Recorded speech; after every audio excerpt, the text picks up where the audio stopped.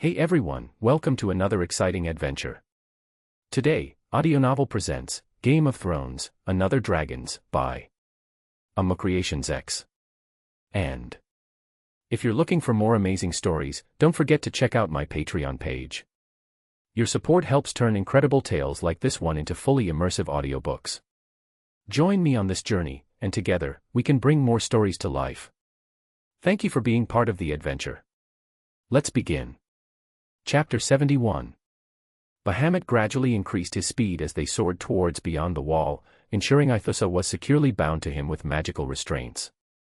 He could sense the dragonling's exhilaration, her excitement building with each passing moment. To shield her from the rushing air, Bahamut conjured a protective wind barrier using his magic, ensuring Aethusa remained unharmed. In a matter of hours, they traversed beyond the Eyrie, the ancient castle of House Aaron, a location Bahamut earmarked for a future visit upon his return from dealing with the North and wildlings. As the journey persisted, Bahamut sensed Aethusa's growing fatigue, prompting him to ease their pace and consider a rest stop near the woods or a village. Approaching Dreadfort, the seat of House Bolton, Bahamut decided to transform into his human form upon reaching a village. The nightfall descended, and they landed near a settlement close to Dreadfort. In this form, Bahamut reflected on Ramsay Snow, a character he had inquired about during his stay in King's Landing. Despite Ramsay's dubious trustworthiness, Bahamut viewed him as a valuable asset for a lord, ruling with both power and the ruthlessness. Bahamut harbored a deep curiosity about the North, particularly the House Bolton and the rumored connection between the faceless men in Bravos. While no explicit explanations existed in the books or series, theories and hints intrigued Bahamut, leading him to contemplate the real origin of the faceless men. Some speculated connections between the doom of Valyria and the North further fueled his interest. His belief centered on the notion that the origin of the death cult, the Faceless Men, traced back to the former Greenseers before Bloodraven. Despite Bryndon's statement to Bran about waiting for 1,000 years, Bahamut considered that the physical aging of Bryndon Rivers aligned with Maester Aemon's age. This led him to speculate that the Greenseer communicating with Bran was not Bryndon Rivers but someone else with a much longer history. The idea that there were multiple Greenseers in the past, passing down their responsibilities through born Greenseers, resonated with Bahamut. He theorized that the Weirwood Rivers, the location where Bryndon was bound, had been transmitting the role through generations of Greenseers for at least a millennium. This led him to believe that Bran's birth marked a significant turning point, a moment when the responsibilities of the new big boss Greenseer would come to fruition.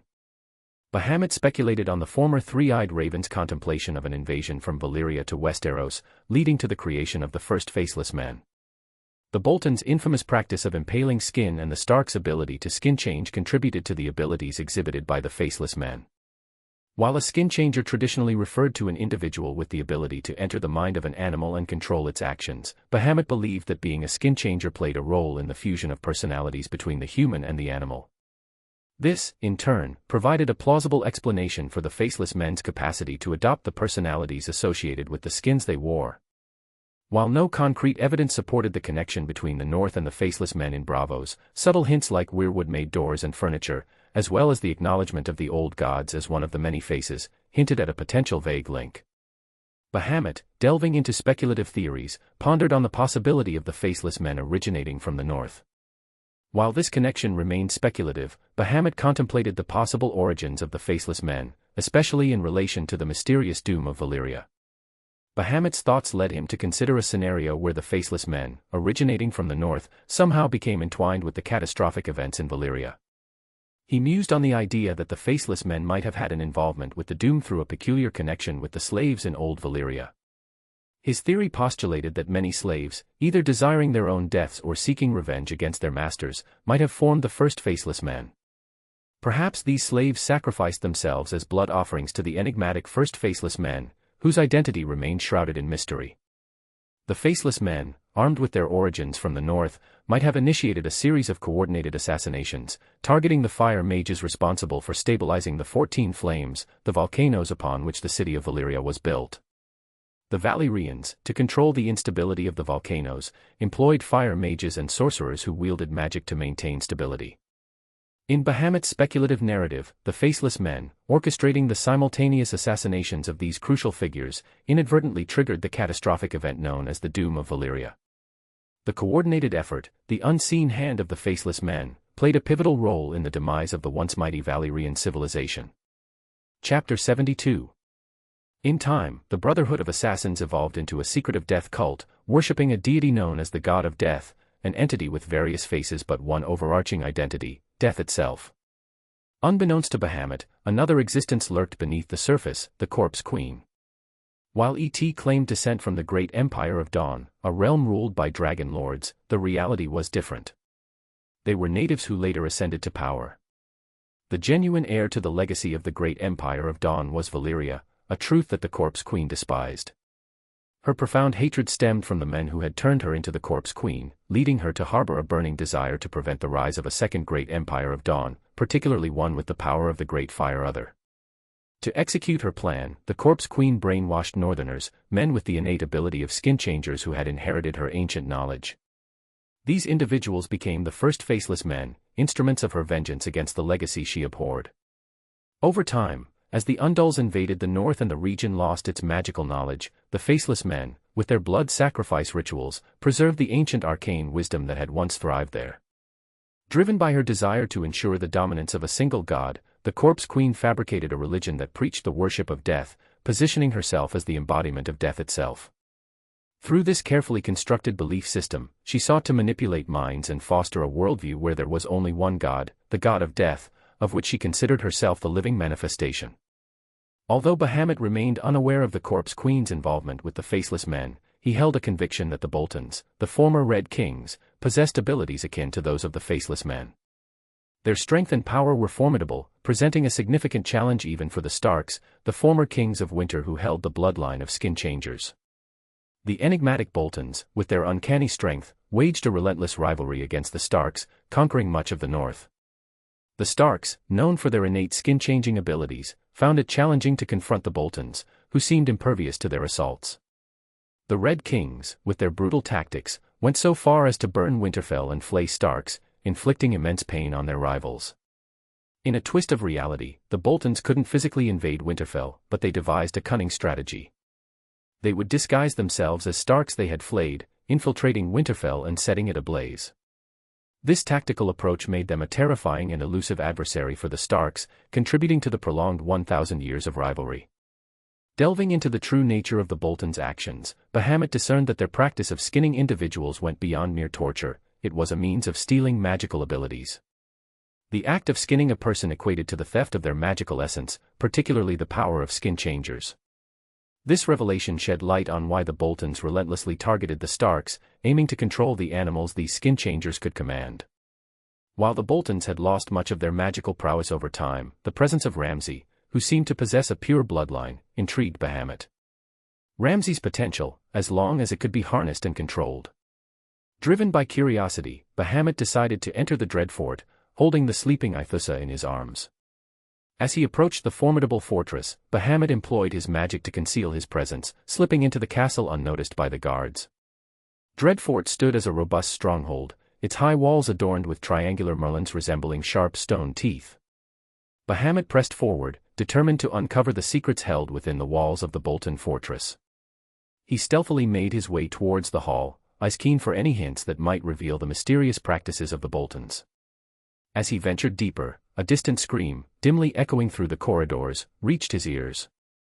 It was a woman's voice, the haunting sound suggesting that the Boltons were engaged in their own peculiar form of entertainment. Bahamut followed the anguished cries, leading him down to the basement, where the legacy of the Red Kings was entombed.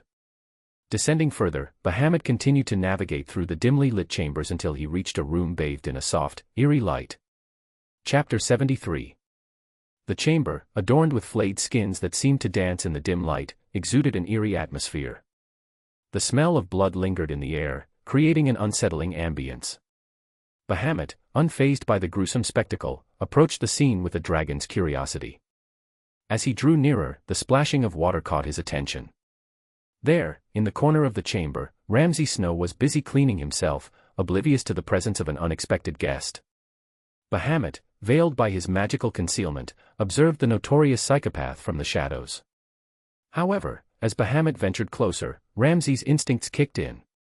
The psychopath, without conscious awareness of what lurked in the shadows, seized an axe in a swift and practiced motion. Bahamut, undeterred by the sudden defensive gesture, calmly uttered, "Good." Ramsay, startled, surveyed the chamber, his eyes darting around in search of the unseen intruder. "Who's there?" he demanded, gripping the axe tightly, the air charged with tension. Ramsay, eyes widening in surprise, questioned the unseen presence, "Who are you? How did you get in here?" Bahamut, with Aethusa nestled in his arms, replied dismissively, "Names matter little. What matters is that I've been watching, observing your unique methods." His gaze shifted towards the gruesome decorations of flayed skin, and he acknowledged, "Impressive, to say the least." Ramsay, smirking, responded with a twisted sense of approval, "You've got a sick taste. I like that." He raised the axe, poised for confrontation, and taunted, "How about having a taste?" Before Ramsay could advance, Bahamut's eyes transformed into draconic orbs, and two horns emerged from his head, giving him an intimidating appearance. Ramsay, frozen with fear, stumbled backward, attempting to hurl the axe at Bahamut, only for it to veer off course inexplicably. Observing Ramsay's distress, Bahamut remarked, "We both simply enjoy inflicting horrific torture on people. Me by fire, while you flay skin or hunt them with your arrow and hound. But the important difference is, I won't torture innocent people while you do." As Ramsay, visibly sweating, contemplated a way out, Bahamut stated with conviction, "It's really sad that the legacy of the Red Kings won't survive much longer." He then directed his gaze at the skinless body Ramsay had recently tortured and added, "Do you wish to continue?" Ramsay, trying to maintain a facade of confidence, inquired nervously, "What do you mean?" Bahamut extended an offer, "Join me, swear allegiance to me.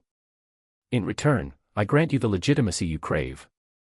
You will be recognized as a true Bolton, and the Dreadfort shall be yours to rule as a loyal lord in service to me."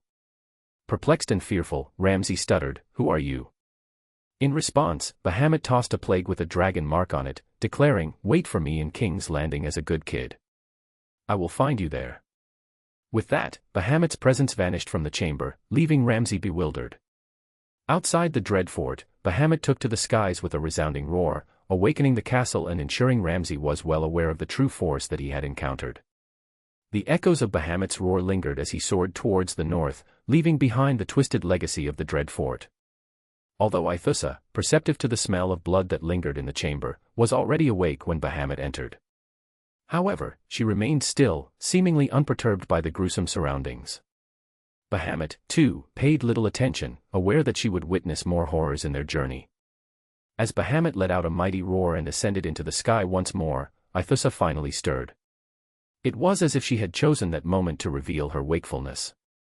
Her actions indicated an intelligence that surpassed that of a human child, and Bahamut couldn't help but marvel at the rapid growth of his dragon companion. With Aethusa now securely on his back, Bahamut continued their flight, the destination set for the north, with Winterfell looming as their next stop. Chapter 74. In his eagerness to explore the mysteries of the Dreadfort, Bahamut had unintentionally surpassed Winterfell, the seat of House Stark. It wasn't until he arrived at Last Hearth, the seat of House Umber, that he realized he had veered off course. Recognizing his oversight, Bahamut adjusted his course, turning his attention back towards Winterfell. His purpose in the north was twofold: to warn House Stark about the impending threat of the White Walkers and to inform them of his decision to permit the entrance of the free folk into their territories. As Bahamut made his way to Winterfell, the biting cold in the air signaled the encroaching arrival of winter. The north, accustomed to harsh climates, seemed to brace itself for the icy grip that would soon descend upon the land. By the time Bahamut arrived, morning had bathed Winterfell in a muted light, and the stronghold had resumed its daily activities. Within Winterfell's walls, discussions buzzed about the future of the North. The recent upheavals and the uncertainty surrounding House Targaryen's return stirred dissent among the northern lords. Some argued against pledging allegiance to the Targaryens once more, wary of the potential consequences. Others proposed a change in leadership, advocating for Robb Stark to become the new Lord Paramount of the North. In response to the growing sentiment, Eddard Stark, the current Lord Paramount, chose to step down from his position. The decision paved the way for Robb Stark to assume the mantle of leadership in the North. However, the question of allegiance lingered, as the North debated whether to bend the knee to the Targaryens once more, even thought they did once already. Eddard Stark, reluctant to marry his daughter Sansa to a southern lord, sought an alternative. Considering the complex dynamics of the North and South, he contemplated uniting Sansa with a northern lord. However, the suggestion would clash with the silent intentions Bahamut harbored for Sansa, particularly regarding her union with Aegon. Despite presenting Eddard with the choice, Bahamut silently opposed any decision that might separate Sansa from Aegon, especially with the lingering influence of the Tyrell girl on the young lord. Descending from the skies, Bahamut made a majestic entrance into the vicinity of Winterfell. As his colossal form drew closer, a mighty roar resonated through the air, capturing the attention of everyone within and outside the castle walls. The inhabitants of Winterfell, unaccustomed to the presence of a living dragon, were seized by panic. Commoners scattered in fear, their imaginations running wild at the sight of Bahamut, a creature believed to exist only in legends. Undeterred by the commotion below, Bahamut circled Winterfell in the sky, his keen eyes scanning the ancient structure. Intrigued by the runic magic that Bran the Builder was said to have embedded into the castle's foundations, Bahamut pondered the significance of such enchantments. The Bahamut marveled at the enduring strength of Winterfell, standing the test of time. Amidst the commotion and confusion, the Starks, including Eddard Stark and his children, rushed out of Winterfell, their faces etched with a mix of curiosity and trepidation. Ser Roderick Castle, the Master-at-Arms, led the guards to the walls, unsure of how to confront the unexpected visitor. The sight of the dragon hovering above the castle walls had left everyone in awe, their minds grappling with the unimaginable. As the dragon descended towards the Godswood, the tension reached its peak. The dragon transformed into a human figure, landing gracefully in the sacred space of Northerners. The shock among the Starks and the guards deepened, for this was no ordinary dragon. Arya, who recognized the true form of Bahamut, was both amazed and apprehensive. Not wasting any time, the Starks, led by Eddard, hastened towards the Godswood, their strides filled with urgency and uncertainty. Arya attempted to join them, driven by her curiosity, only to be stopped by her mother's protective hand. In the Godswood, Bahamut, now in his human form, stood near the weirwood tree, a serene expression on his face. He gently placed Aethusa on the ground, allowing the small dragon to explore and play. Awaiting the arrival of the Starks, Bahamut observed the approaching figures with a knowing smile, prepared to reveal the purpose of his unexpected visit. Chapter 75. As the Starks approached the Godswood, the atmosphere was thick with uncertainty. Eddard Stark greeted Bahamut with a mixture of respect and fear. Bahamut, in his human form, acknowledged the greeting with a knowing smile, fully aware of the apprehension he instilled. "Greetings, Lord Stark," Bahamut replied, his gaze shifting towards the ancient weirwood tree. The mention of the old gods and the weirwood seemed to stir something in him, a connection to the ancient ways of the North. Eddard Stark, unsure of how to respond, remained silent, the weight of the situation heavy upon him. Turning his attention back to the Lord of Winterfell, Bahamut spoke with a calm demeanor. "It seems the North still holds onto the traditions of the old ones." Eddard Stark offered no response, unsure of where this encounter was leading. Breaking the silence, Bahamut addressed the matter. "Lord Stark, could you bring your son Bran here?" The request hung in the air, accompanied by a sense of foreboding. Lady Stark's eyes widened with concern as she exchanged a worried glance with her husband. Eddard, with a heavy heart, instructed his eldest son, Robb, to fetch Bran to the Godswood. The unknown intentions of the dragon in human guise left the Starks on edge, their minds filled with uneasy anticipation. Then they spotted a black, adorable creature darting through the Godswood, resembling a dragon. Aware of another dragon nearby, none dared to approach Aethusa, who paid little attention to the humans. Calmly, Bahamut addressed Eddard while fixing his gaze upon him. "Lord Stark, what were your family words?" Anxiously, Eddard replied, "Winter is coming." Bahamut retorted, "Still, you are unprepared, Stark. Winter has already arrived, and they are marching to the north." Eddard struggled to comprehend Bahamut's words. Meanwhile, Robb not only brought Bran but also other young Starks, earning a disapproving glare from their mother. Confused, Eddard inquired, "What do you mean, Lord Hand?" Bahamut, maintaining his composure, turned his attention to the nervous Bran and declared, "They are preparing for the second long night. The force holding them back is no longer formidable." Slowly advancing towards Bran, Bahamut continued, "The White Walkers are returning." Bran, displaying fear, shrank back on his chair as Bahamut approached, prompting him to remark, "You are already aware of my arrival, Bran, or should I say, he revealed it to you." Bran nodded, overcome with fear. The other Starks remained in stunned silence, absorbing the weight of Bahamut's words and Bran's response. Breaking the tension, Bahamut questioned, "Do you wish to become someone else's vassal?" Bran, already aware of the path laid out for him by the three-eyed raven, remained silent. The future, revealed to him by the raven, was in constant flux, leaving him perplexed. In response to his confusion, the three-eyed raven manifested with a destructive appearance, shedding light on the ever-changing future. Finally, Bran spoke, "You are a variable." Bahamut, smiling, replied, "That's one of my charms, kid, unfathomable. So tell me, do you wish to give away your body and soul to someone else?" Catelyn, nervously sensing the gravity of the situation, interjected, "What do you mean, Lord Hand?" Fear evident in her words, and the others were equally apprehensive, realizing they were in conversation with a formidable beast.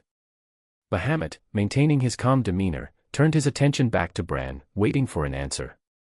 Bran, contemplating the weight of the decision before him, finally responded, "I've seen what I may become. A vessel, a tool. But the future keeps shifting, changing every day. I am unsure." Bahamut chuckled, a deep, resonant sound. "Indeed, the future is a fickle thing. The threads of destiny constantly weaving and unraveling. Your uncertainty is understandable, Bran Stark." As the Starks exchanged uneasy glances, Bahamut continued, "However, your potential is immense, Bran. You hold a unique place in this tapestry of fate. The question is whether you'll embrace it or let it slip away." Bran, grappling with the enormity of his choices, remained silent, torn between the path laid out before him and the unknown future he could forge for himself. Chapter 75.5. Then suddenly ravens began to gather in the surroundings of Godswood, striking terror into the hearts of the Starks and their men, both within and outside the sacred grove. Bahamut, anticipating the arrival of the three-eyed raven, stood with Eddard and Robb, their swords at the ready. Aethusa, who had been playing nearby, approached Bahamut, growling menacingly at the raven perched atop the weirwood tree. With a smile, Bahamut took Aethusa into his arms, his glowing eyes releasing an aura that resisted the biting cold of the north. In the eerie silence, the three-eyed raven finally spoke, his voice echoing through the Godswood, "Bahamut, the unknown, you meddle in the affairs of men once again." Bahamut responded with a calm yet powerful voice, "I only involve myself when the threads of destiny intertwine with my own. The next three-eyed raven is of great significance." The three-eyed raven cawed from his perch, "You have always been drawn to those who possess the power to shape the course of history. But meddling with the weave of fate comes with consequences." Bahamut chuckled, "Consequences that I willingly accept." The boy, Bran Stark, stands at the crossroads. His destiny is uncertain, yet his potential is vast.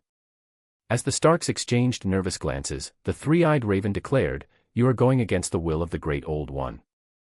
Confused by the mention of the Great Old Ones, Bahamut remained calm as he looked at the three-eyed raven who observed with an inscrutable gaze, "The future is a tapestry woven by countless choices. And your choice will be your doom."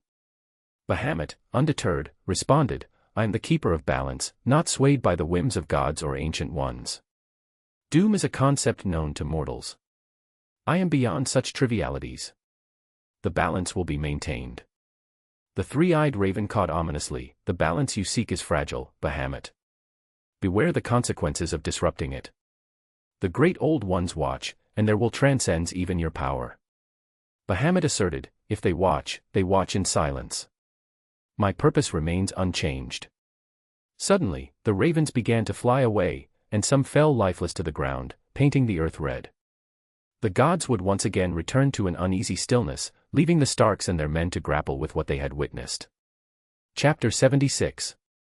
Bran trembled with terror as the conversation between Bahamut and the three-eyed raven unfolded. The uncertainty of fate and the shifting future left him in a state of profound fear. Breaking the uneasy silence, Bahamut turned his attention toward the direction where the three-eyed raven had vanished. "Lord Stark, prepare your men to march towards the wall. We are going to let the wildlings into north," Bahamut declared. Nervousness etched across his face. Eddard inquired, "Lord Hand, may I know why?" Bahamut shifted his gaze towards Bran before responding, "If we let the wildlings remain beyond the wall, they will become more of a nuisance than help." Suddenly, a smile spread across Bran's face as he witnessed a sudden change in his fate, a transformation not lost on the others. Bahamut, aware of Bran's revelation, approached him with a smile, walking toward the young Stark. "You already know what's going to happen next," he remarked, extending his hand toward Bran.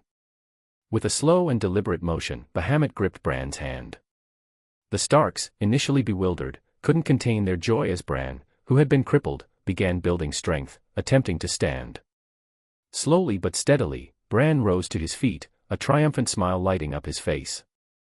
Catelyn, overcome with emotion, couldn't hold back and embraced Bran, tears streaming down her face.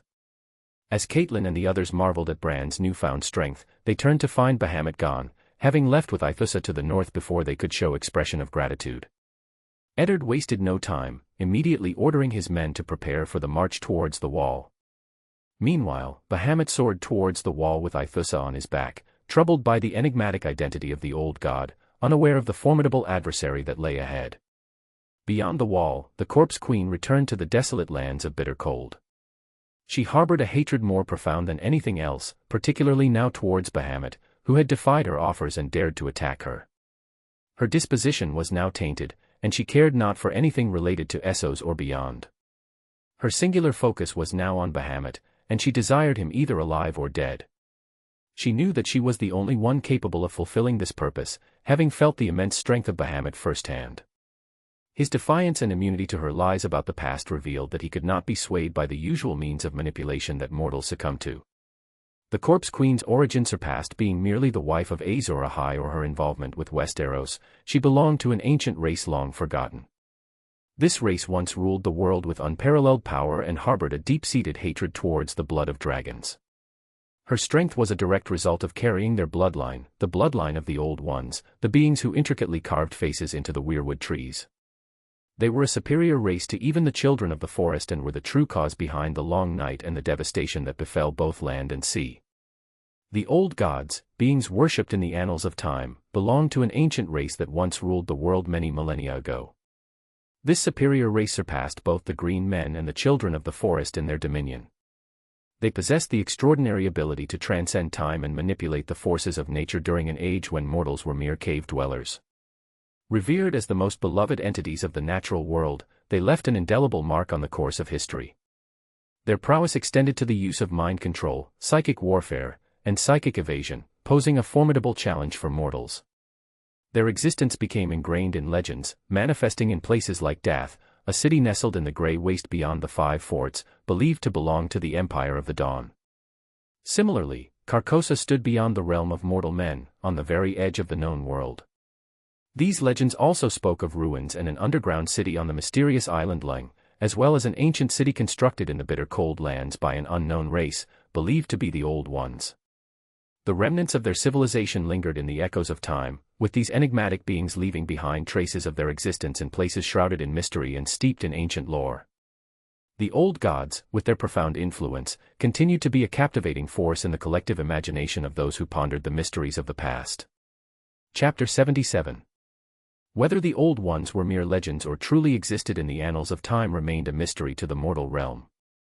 Unlike other lesser races such as the Children of the Forest and the Green Men, the mingling of the human race with the Old Ones through crossbreeding was shrouded in obscurity. The inheritance of magical abilities, such as warging and green seeing, by the first men through this crossbreeding with the Green Men and Children of the Forest, marked a pivotal point in history. Considered as gods, the Old Ones were worshipped by the Children of the Forest and later adopted by the first men who chose to believe in the ancient ways of the forest dwellers. Another hidden mystery surrounded figures like Nissa, who bore traces of the bloodline of the Old Ones.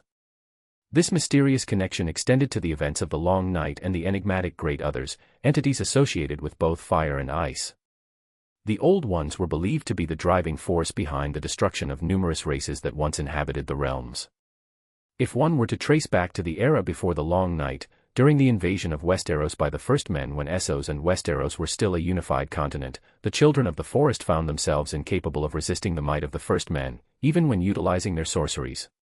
Furthermore, they lacked the ability to create an entity capable of commanding the undead and wielding ice magic. Their nature was not inclined towards malevolence, they harbored no evil thoughts or intentions. The only plausible answer lay with the Old Ones, the gods revered by the Children of the Forest, entities capable of influencing the minds of any living being. Their influence might have been the catalyst that led the Children of the Forest to create the first White Walkers. Curiously, they found themselves unable to control these creations. Instead, some other force took command, driving the White Walkers to subjugate all living beings. Much like a natural process, a means by which nature sought to restore balance and peace in the world. The involvement of the old gods in these events remains unspecified, their existence and actions shrouded in mystery. It raises questions about whether they have been forgotten over time, or if they intentionally obscured their presence. Much like the White Walkers, the Shadow Others or the Great Others of Fire, or the transformation of Nissa Nissa into another Ice Other, all of these phenomena may have a connection to the old gods. However, as of now, there is no concrete evidence to support these claims. Throughout the passage of time, numerous races and civilizations have risen and fallen, leaving behind scant evidence. What remains are folklores, tales woven with vague truths, the threads of which unravel through the ages. The enigma surrounding the Fire Others and Ice Others challenges the notion that they alone caused the long night. The question lingers, what truly initiated this profound and ancient disruption? The Nightbringer, the harbinger of the long winter that cast its icy grip upon the known world.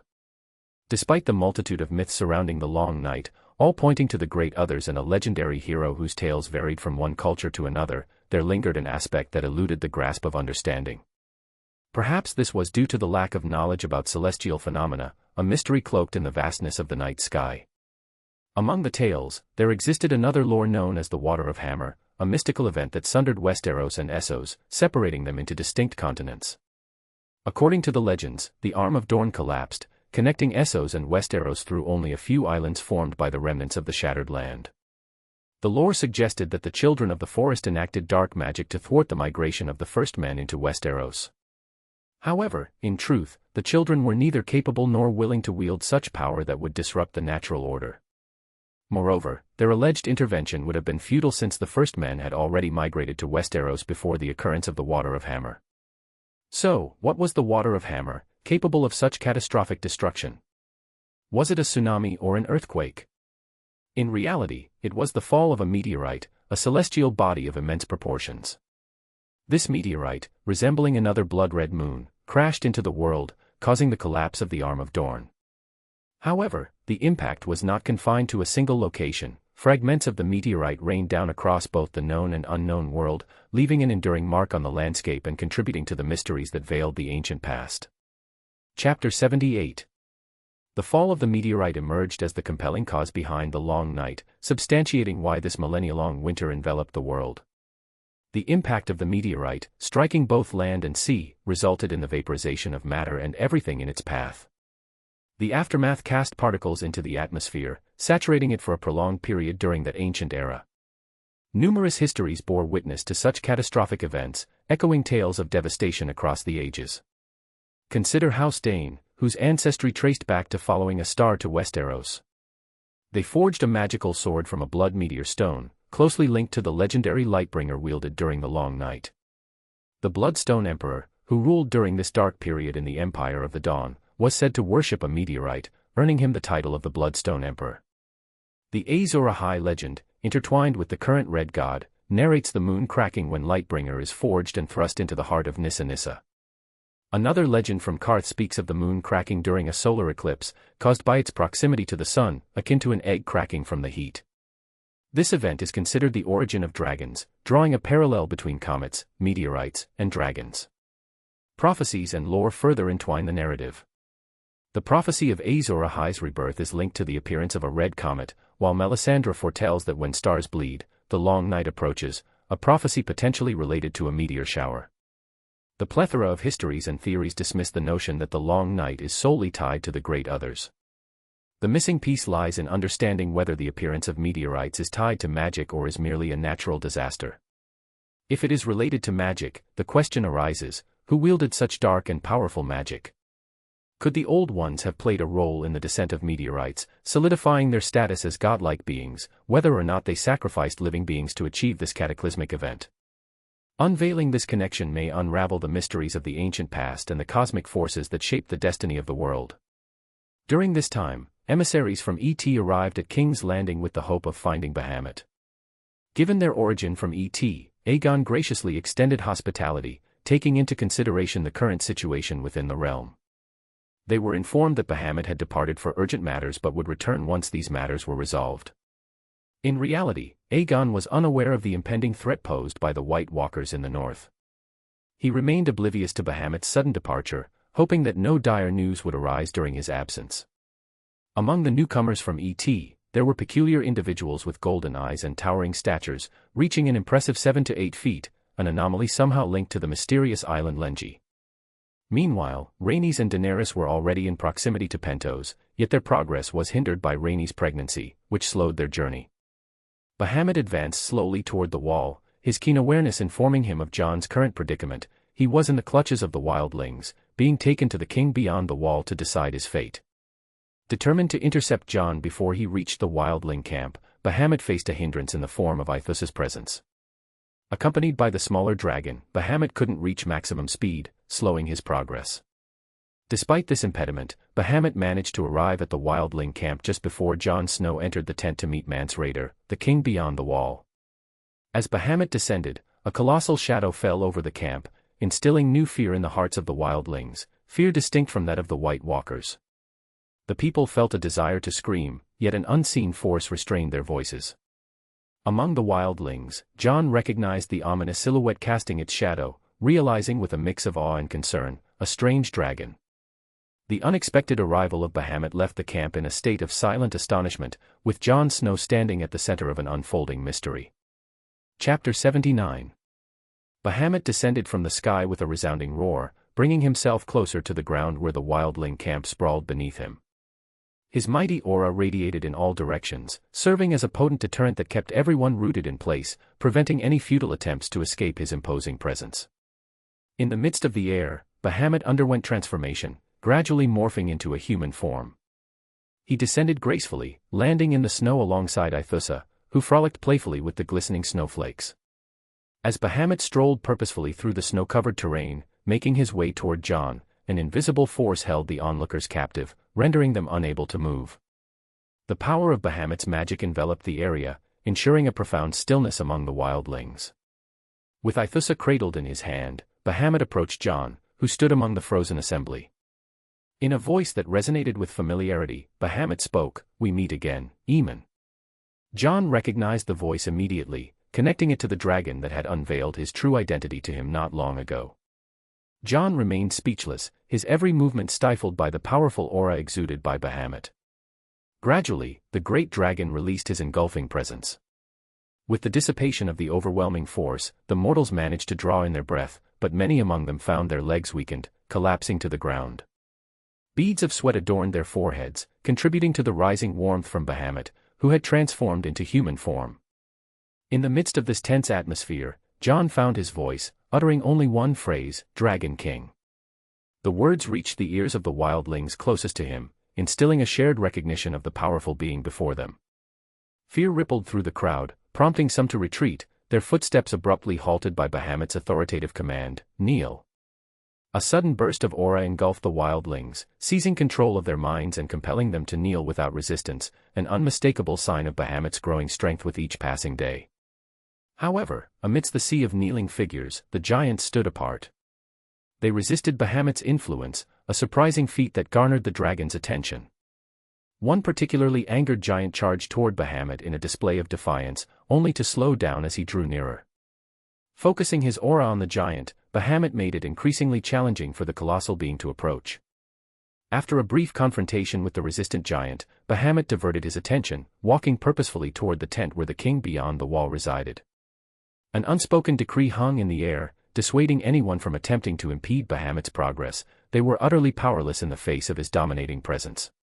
As Bahamut moved to enter the tent, a massive arm from another giant extended threateningly toward his head, halted only in midair. Expressing annoyance, Bahamut remarked, "Annoying," before utilizing his telekinetic power to tear apart the tent. The shredded fabric revealed the colossal figure of Mag Martun Do Weg, the Giant King, suspended in midair. The Giant King attempted to strike Bahamut with his outstretched arm, accompanied by Mance Raider and other wildlings, including Tormund. Bahamut's unwavering gaze remained fixed on the giant, a species on the brink of extinction. Without hesitation, Bahamut employed his telekinetic abilities to launch the Giant King towards an unoccupied tent, the crushing impact shattering snow and canvas alike. Turning his attention to Mance Raider, Bahamut observed a distinct fear in the eyes of the king beyond the wall. Addressing him directly, Bahamut declared, become ashes for the Night King, or follow me to the wall as my ally. With a gradual release of his aura, Bahamut allowed Mance Raider the opportunity to speak. Chapter 80. Mance nervously inquired, "Who are you, and what do you want?" Despite the clarity of Bahamut's words. Bahamut, his gaze sweeping across the assembly of wildlings, responded, "Names matter little. What I want is your allegiance, or the alternative is not favorable." The air hung heavy with the unspoken threat. Gritting his teeth, Mance asserted, "We're free folk. We won't kneel to anyone." Bahamut, with a smirking demeanor, countered, "Bowing is not always a sign of weakness. It can be a choice for survival." Mance, his expression resigned, surveyed the gathered wildlings, noticing children and wildlings alike, and reluctantly added, "Survival is what we all seek, but how can we trust a stranger being, even one as powerful as you?" With a weighty sense of responsibility as their leader, Mance pressed further, "And what of our freedom?" Bahamut, undeterred, asserted, "Your freedom will mean nothing if the Night King sweeps across the land. I offer a different kind of freedom, a freedom from the shackles of imminent doom." Mance couldn't help but acknowledge the truth in Bahamut's words. The looming threat of the Night King made him consider Bahamut more dangerous than the White Walkers. Seeking clarity, Mance queried, "What awaits us at the wall, then?" Bahamut, wearing a confident smile, responded, "The guarantee of survival. The wall or ashes, decide." Though annoyed by Bahamut's veiled threat, Mance, recognizing his duty as a leader, conceded, "We'll need time to discuss this among our people." However, Bahamut, noticing a sudden decrease in temperature, turned his gaze toward the land of bitter winter and stated, "Time is a luxury we do not possess. Decide swiftly, for the Night King's advance waits for no deliberation." Observing Bahamut's gaze fixed upon the distant land of the bitter winter, Mance spoke with a sense of urgency and understanding, "We follow you. For now." As Bahamut prepared to depart, Mance, recognizing the need for clarity, inquired about the proper way to address the enigmatic being. However, Bahamut left the query unanswered and instead walked towards Jon, designating him as the leader for the journey to the wall. Tormund, surprised, questioned, "Crow?" Bahamut responded with a smile, affirming, "Yes, the one with the blood of the dragon." Mance, looking at Jon, recognized the truth, murmuring, "Targaryen." With a final directive, Bahamut declared, "Until we meet again, my men will take care of you. Cause no trouble for me, and obey Aemon Targaryen, second in line to the crown." The revelation left Ygritte with the desire to question Jon about his true identity, but she held back as Bahamut stood before Jon, a dragon towering over a smaller figure. Placing Aethusa in Jon's hand, Bahamut conveyed, "I hope you do better this time, kid." Subsequently, Bahamut ascended into the sky, transforming into a dragon midair. A mighty roar echoed, sending a rush of air that toppled people and scattered tents. With powerful wings beating, Bahamut soared toward the awaiting guests, leaving Aethusa in Jon's care. Aethusa, initially reluctant, found comfort in Jon's presence, even as she watched Bahamut depart. Bahamut, determined to confront the enigmatic three-eyed raven who had taunted him before, soared in the direction of the cave located beyond the wall. This cave served as the sanctuary of the green seer three-eyed raven, guarded by a group of children of the forest. Above the cave stood an ancient and massive weirwood tree, its trunk adorned with a carved face. The weirwood's roots extended deep into the cave, merging with the body of the three-eyed raven. The entrance to the cave was shielded by the potent magic of the children of the forest, preventing the entry of whites and annihilating any undead creature attempting to breach its defenses. Armed with this knowledge, Bahamut embarked on a lengthy search, scouring the region between the Fist of the First Men and the Antler River, the area where the cave was believed to be located. After a considerable span of time, Bahamut succeeded in locating the cave. Guided by the unique magical signature of a distinct creature he had never encountered before, the children of the forest, he closed in on the elusive abode hidden beyond the wall. Chapter 81. Bahamut, having transformed into a human form, descended near the cave, his eyes fixing upon the ancient and massive weirwood tree with a carved face adorning its trunk above the entrance. A moment of contemplative silence passed before Bahamut took purposeful steps toward the cave. As he approached, Bahamut sensed the lingering presence of undead magic, though the skeletal wights emerging from the snow held little concern for him. Annoyed by their presence, he unleashed a burst of magic, creating a powerful air blast that swept across the surroundings.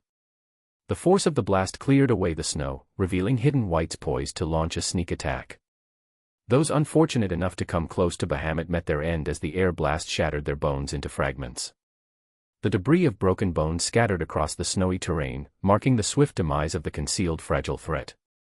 Satisfied with the results of his actions, Bahamut continued his stride, walking through the aftermath of the devastation he had wrought upon the lurking whites. As he approached the entrance of the cave, he sensed a barrier woven within its depths, a safeguard erected to prevent outsiders from wielding magic within its confines. Such defenses were anticipated, yet Bahamut proceeded without hesitation, stepping into the cave to encounter one of the few mythical creatures existing in the world of planetos. His journey led him through a complex cave system, the cavern walls adorned with roots and veiled in darkness. The ethereal glow of the weirwood's face carved into the trunk above permeated the cavern, casting an eerie light upon Bahamut's path. Deeper into the labyrinth of the cave, he ventured, with each step bringing him closer to the elusive three-eyed raven and the guardianship of the children of the forest. Approaching the depths of the cave, Bahamut's keen eyes discerned the presence of the children of the forest, positioned defensively around the body of the three-eyed raven. A palpable hostility emanated from them as Bahamut drew nearer. The eerie glow of the weirwood's roots, deeply embedded within the cave, was visible, having merged seamlessly with the body of the three-eyed raven. A subtle smile graced Bahamut's face as he surveyed the scene, curiosity sparking within him. The blood raven, in a state of struggle, directed his gaze toward Bahamut, acknowledging the inevitable intrusion into his sanctuary, a development he had anticipated sooner or later. Contrary to expectations, Bahamut harbored no intentions of causing harm to the last wielder of green seer magic or the remaining children of the forest. His purpose in venturing into this abode was to unravel the mystery surrounding the Old Ones, being seemingly threatened by his very presence. With measured steps, Bahamut approached the blood raven, who appeared resigned to the cessation of resistance, no longer expecting a future aligned with his visions, particularly the foreseen demise at the hands of the Night King. A new threat, embodied by Bahamut himself, had eclipsed the Night King's shadow. Having closed the distance to engage in a conversation, Bahamut, mindful not to disturb the delicate presence of the children of the forest, addressed the three-eyed raven with a smile, "Three-eyed raven, we meet again." In response, the blood raven, with a frail and aged voice, uttered, "Bahamut." Maintaining his amiable demeanor, Bahamut continued, "You have my full attention, three-eyed raven." However, his countenance shifted to one of seriousness, and he spoke with a resonant voice, "I need proper explanations. More importantly, I want to learn about the unknown old gods or whatever they may be." The three-eyed raven, wearing a resigned expression, replied, "I can't." This answer didn't satisfy Bahamut, and his eyes began to glow intensely. Persisting, he asked, "Why?" The blood raven explained, "The future has always been volatile, yet it once showed glimpses of truth about what might transpire. But now, with your existence, it has become nothing more than a lie. Neither the future nor the past can define what you are." Chapter 85, Chapter 82. Bahamut's expression remained stoic as he asserted, "It doesn't answer what I'm here for." In response, the blood raven admitted, "Bahamut, if I had the answer you seek, I would have already provided it. I am now nothing more than a lie, and I don't possess the answers you are looking for. Forgive me." Undeterred, Bahamut pressed on, "Even though the future may have changed, the past remains the same and has never been veiled to you. All I want to know is about your old gods and who they are." The blood raven replied, "All I know is that they represent the pinnacle of intelligent lifeforms who can restrain my power. With a trace of the bloodline of the green men, I cannot unveil their true nature. Anything related to them is beyond my capability." Seeking further clarity, Bahamut queried, "Why are they threatened by my presence?" The blood raven responded, "Because you are an unknown variable." Bahamut, still skeptical, asked, "How do you know they are threatened by my presence?" The blood raven responded, "Their presence has returned to Westeros again, they are coming for you." In a confident tone, Bahamut declared, "Then I will be waiting for them." Before leaving, Bahamut, with a swift motion, air blasted the children of the forest, ensuring they wouldn't hinder his actions.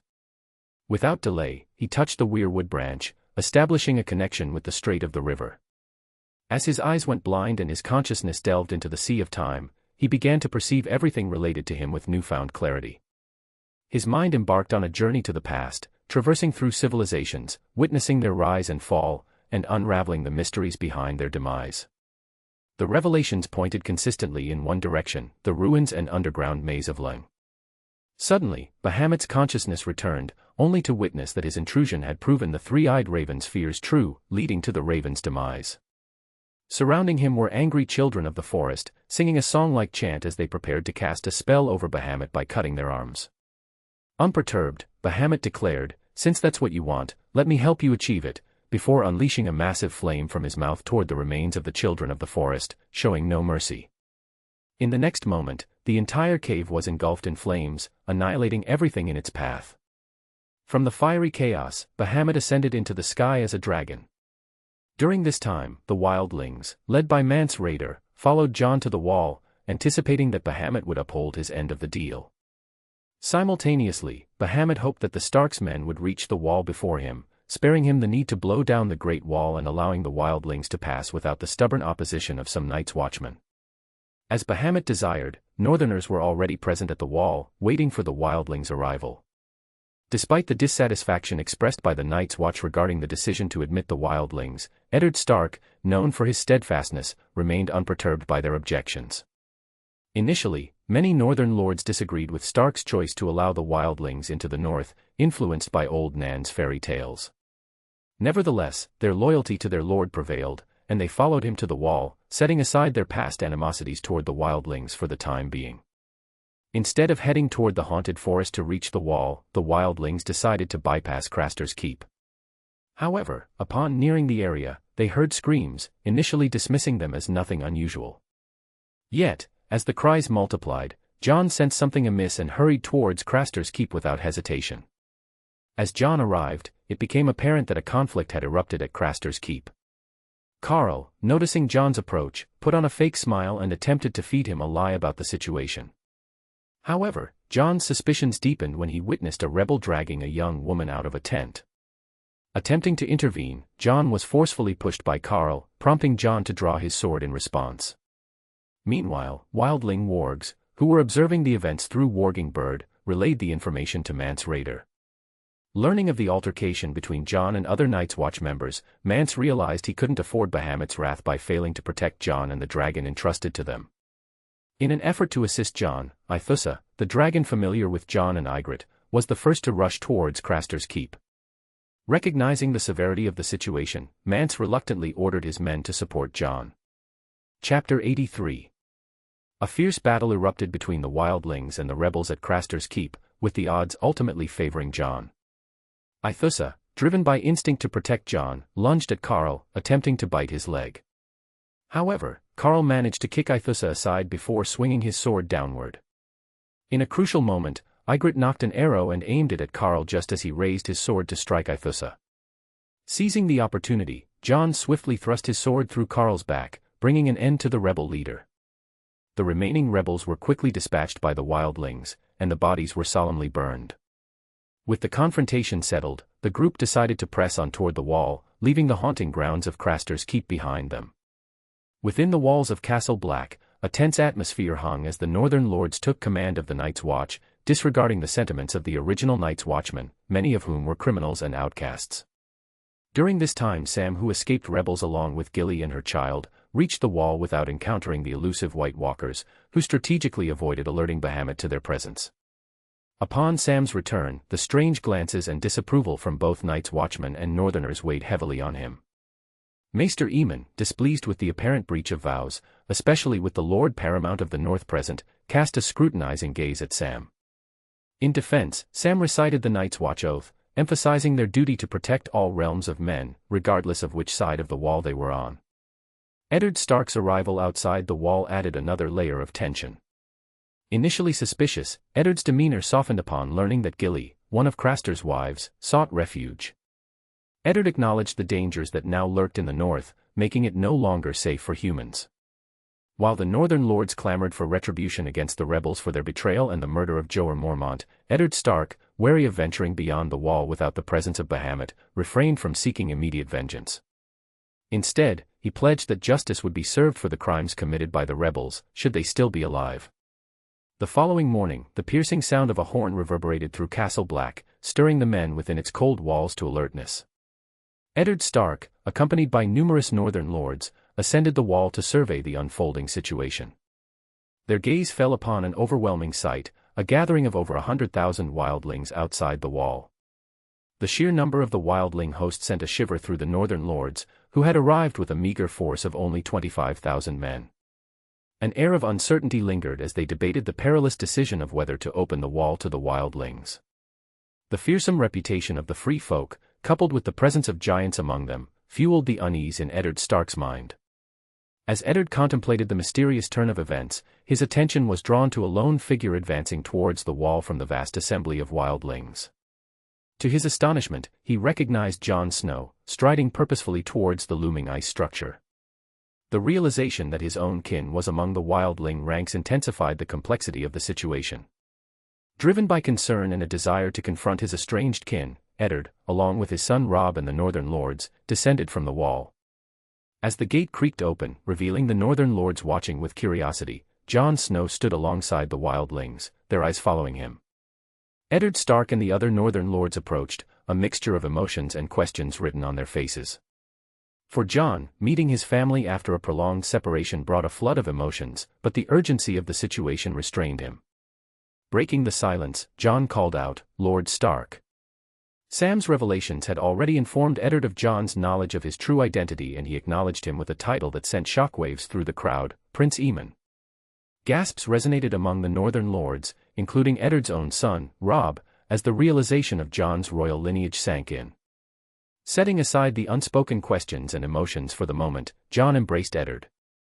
Their silent exchange spoke volumes about the complexities that lay beneath the surface. A sudden roar echoed through the sky, drawing every gaze upward. From the clouds emerged a colossal shadow, and Bahamut, the dragon, descended closer to the ground. A moment of awe and stillness gripped both the wall and the lands below as everyone's eyes fixed upon this extraordinary being.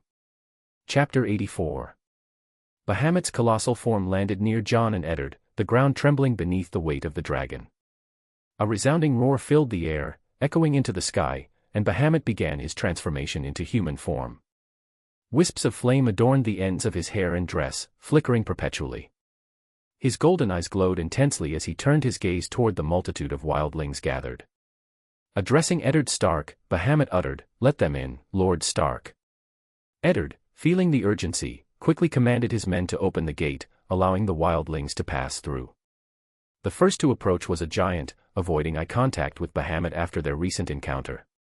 One by one, the wildlings streamed through the gate, and though the northerners were uneasy about the decision, the sheer spectacle of Bahamut, a dragon transformed into a humanoid, silenced any objections. It was as if they had lived in a world of lies, and now the truth was unveiling itself before their eyes. During this moment, Aethusa attempted a playful surprise on Bahamut, silently inching closer on his back. Although Bahamut was well aware of her presence, he pretended to remain oblivious. Aethusa moved through the snow, approaching Bahamut cautiously. Seizing the opportunity, she lunged from the snowy cover, only for Bahamut to catch her midair. Aethusa expressed her disapproval, but Bahamut responded with a smile. Cradling her in his arms, Bahamut briefly glanced north before crossing the wall. As the last of the wildlings and northerners entered the wall, Eddard Stark, his son Jon, Mance, and other wildling leaders, along with the northern lords, followed suit, sealing the gate behind them. Meanwhile, at the Three-Eyed Raven's abode, Night King and Corpse Queen arrived to witness the aftermath, burnt weirwood trees and the crumbled cave. The once sacred sanctuary of the Green Seers had been obliterated. Corpse Queen, gazing upon the destruction, remarked, "Wherever he goes, destruction follows him." She turned away from the desolation, eyeing her undead army and the colossal ice dragons, including the undead dragon brought from the land of bitter winter. Among them, an iconic dragon from the past, Cannibal, fixated his green eyes on Nissa Nissa. With a final glance, Corpse Queen departed, leaving the remnants of the once hallowed ground. In the grand hall of Castle Black, the tension was palpable as wildlings and northerners exchanged disdainful glances. The murmurs of discontent echoed through the cold stone walls. Eddard, Mance, and Bahamut took their seats at the forefront, anticipating the inevitable clash of ideologies. Just as Mance Raider was about to rise and address the assembly, Bahamut stood, holding a mug. A collective hush fell over the hall as everyone's attention shifted to the dragon humanoid. "People of the North, and our newfound comrades among the free folk," Bahamut's voice echoed with an otherworldly resonance, cutting through the tense air like a blade. I stand before you not as a conqueror but as a harbinger of a threat greater than any division between us." The dragon's words penetrated the silence, resonating with the weight of impending doom. The enemy we face does not discriminate between wildling and northerner, dragon, or man. It is a force that seeks to consume all life, extinguish all warmth, and reduce the world to a frozen abyss. A brief pause allowed the gravity of his words to sink in. In the vast expanse of the north, you have been divided by history, mistrust, and prejudice. But I implore you to cast aside these grievances, for we face a foe that recognizes no borders, no allegiances. Bahamut's gaze swept over the assembly, his golden eyes meeting those of wildlings and northerners alike. The ancient prophecies speak of a long night, a time when darkness blankets the world. This is not a tale of folklore, this is a looming reality, and it cares not for our petty disputes. As Bahamut raised his mug high, the hall remained silent, captivated by the gravity of the moment. Let us forge an alliance, not out of convenience, but out of necessity. Together, we stand a chance against the encroaching darkness. Divided, we are but morsels for the approaching storm. His call for unity resonated with the assembly. I ask you to look beyond the scars of the past and recognize the greater threat that looms. Join hands, free folks and northerners, for the night is dark and full of terrors. Let our unity be the torch that guides us through the impending long night, for the north.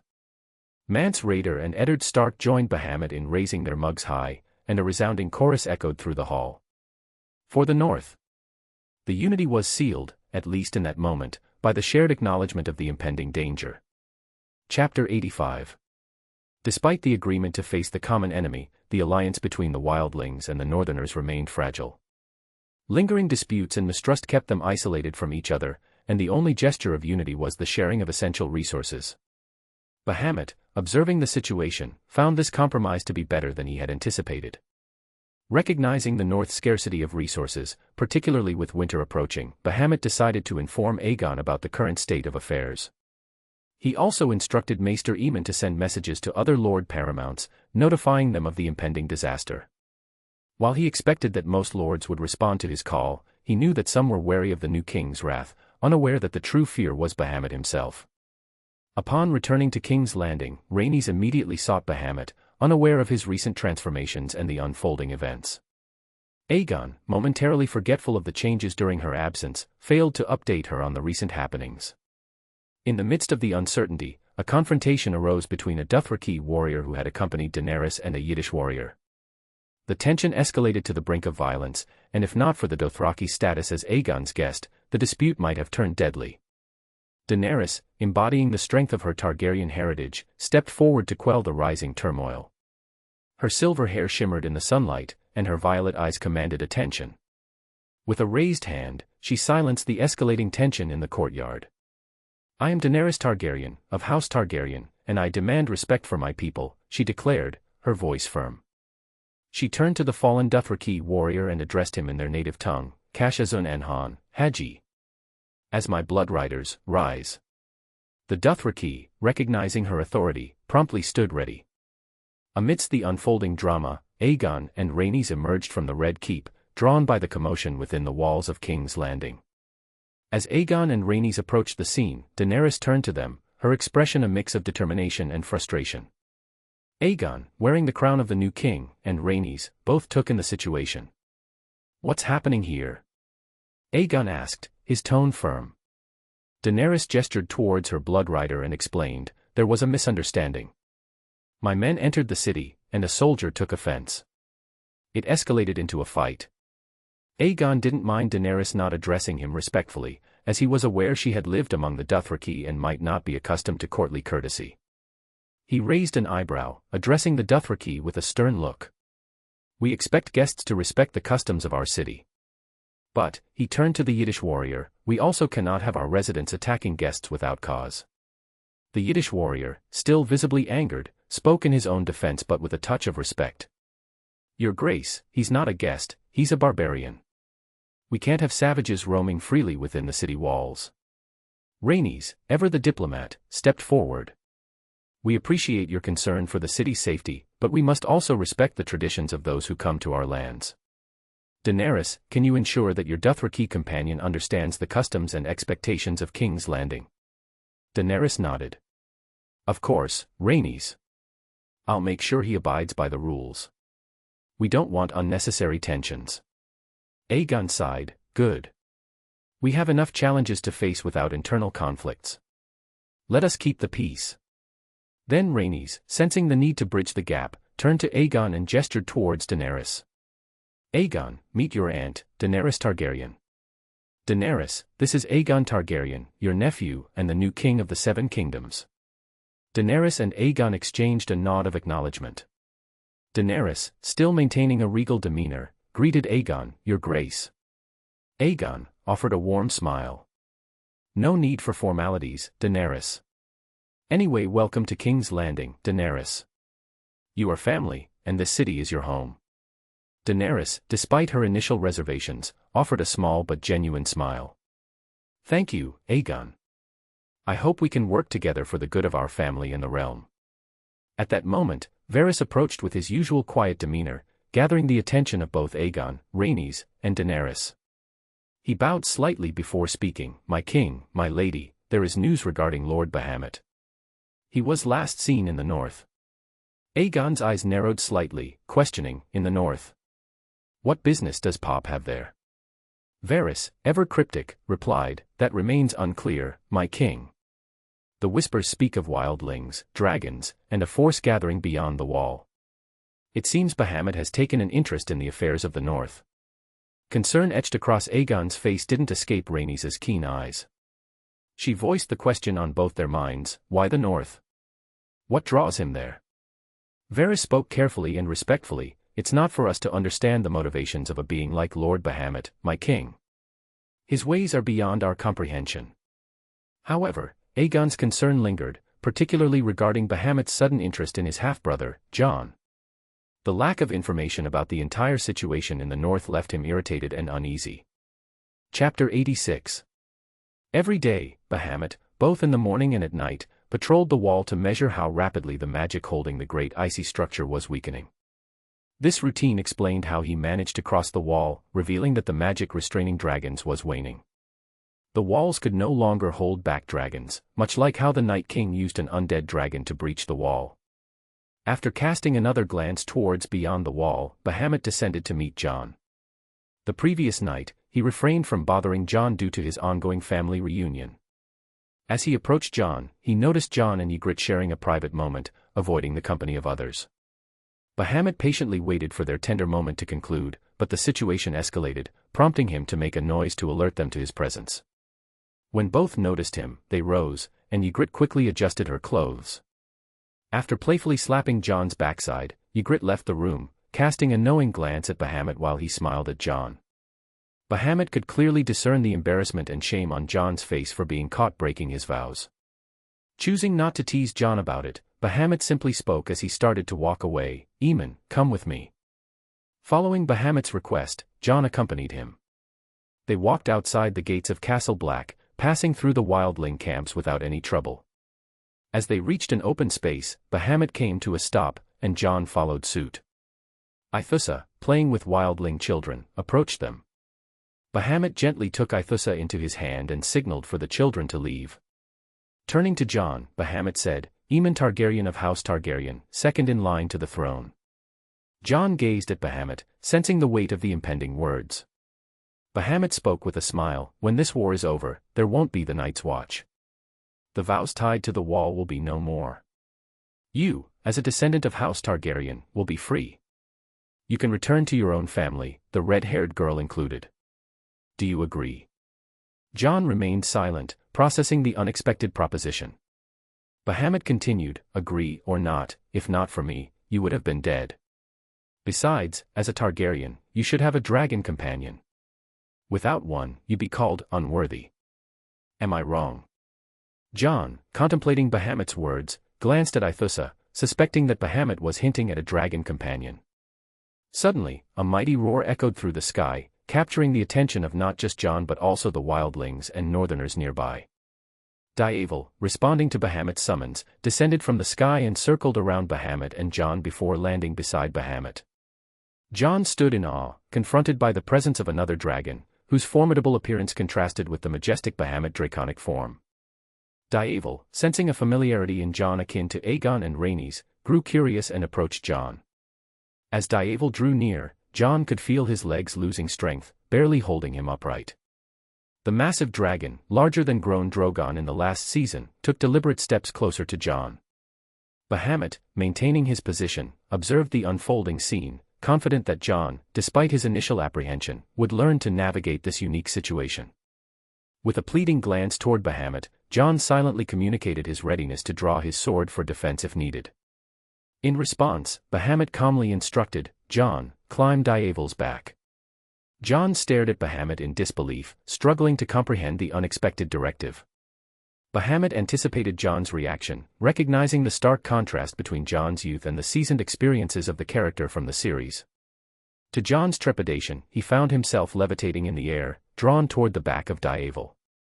It was then that Bahamut noticed the absence of a saddle on Daeval's back, a potential challenge for Jon's maiden dragon flight, given that Daeval had never borne a rider before.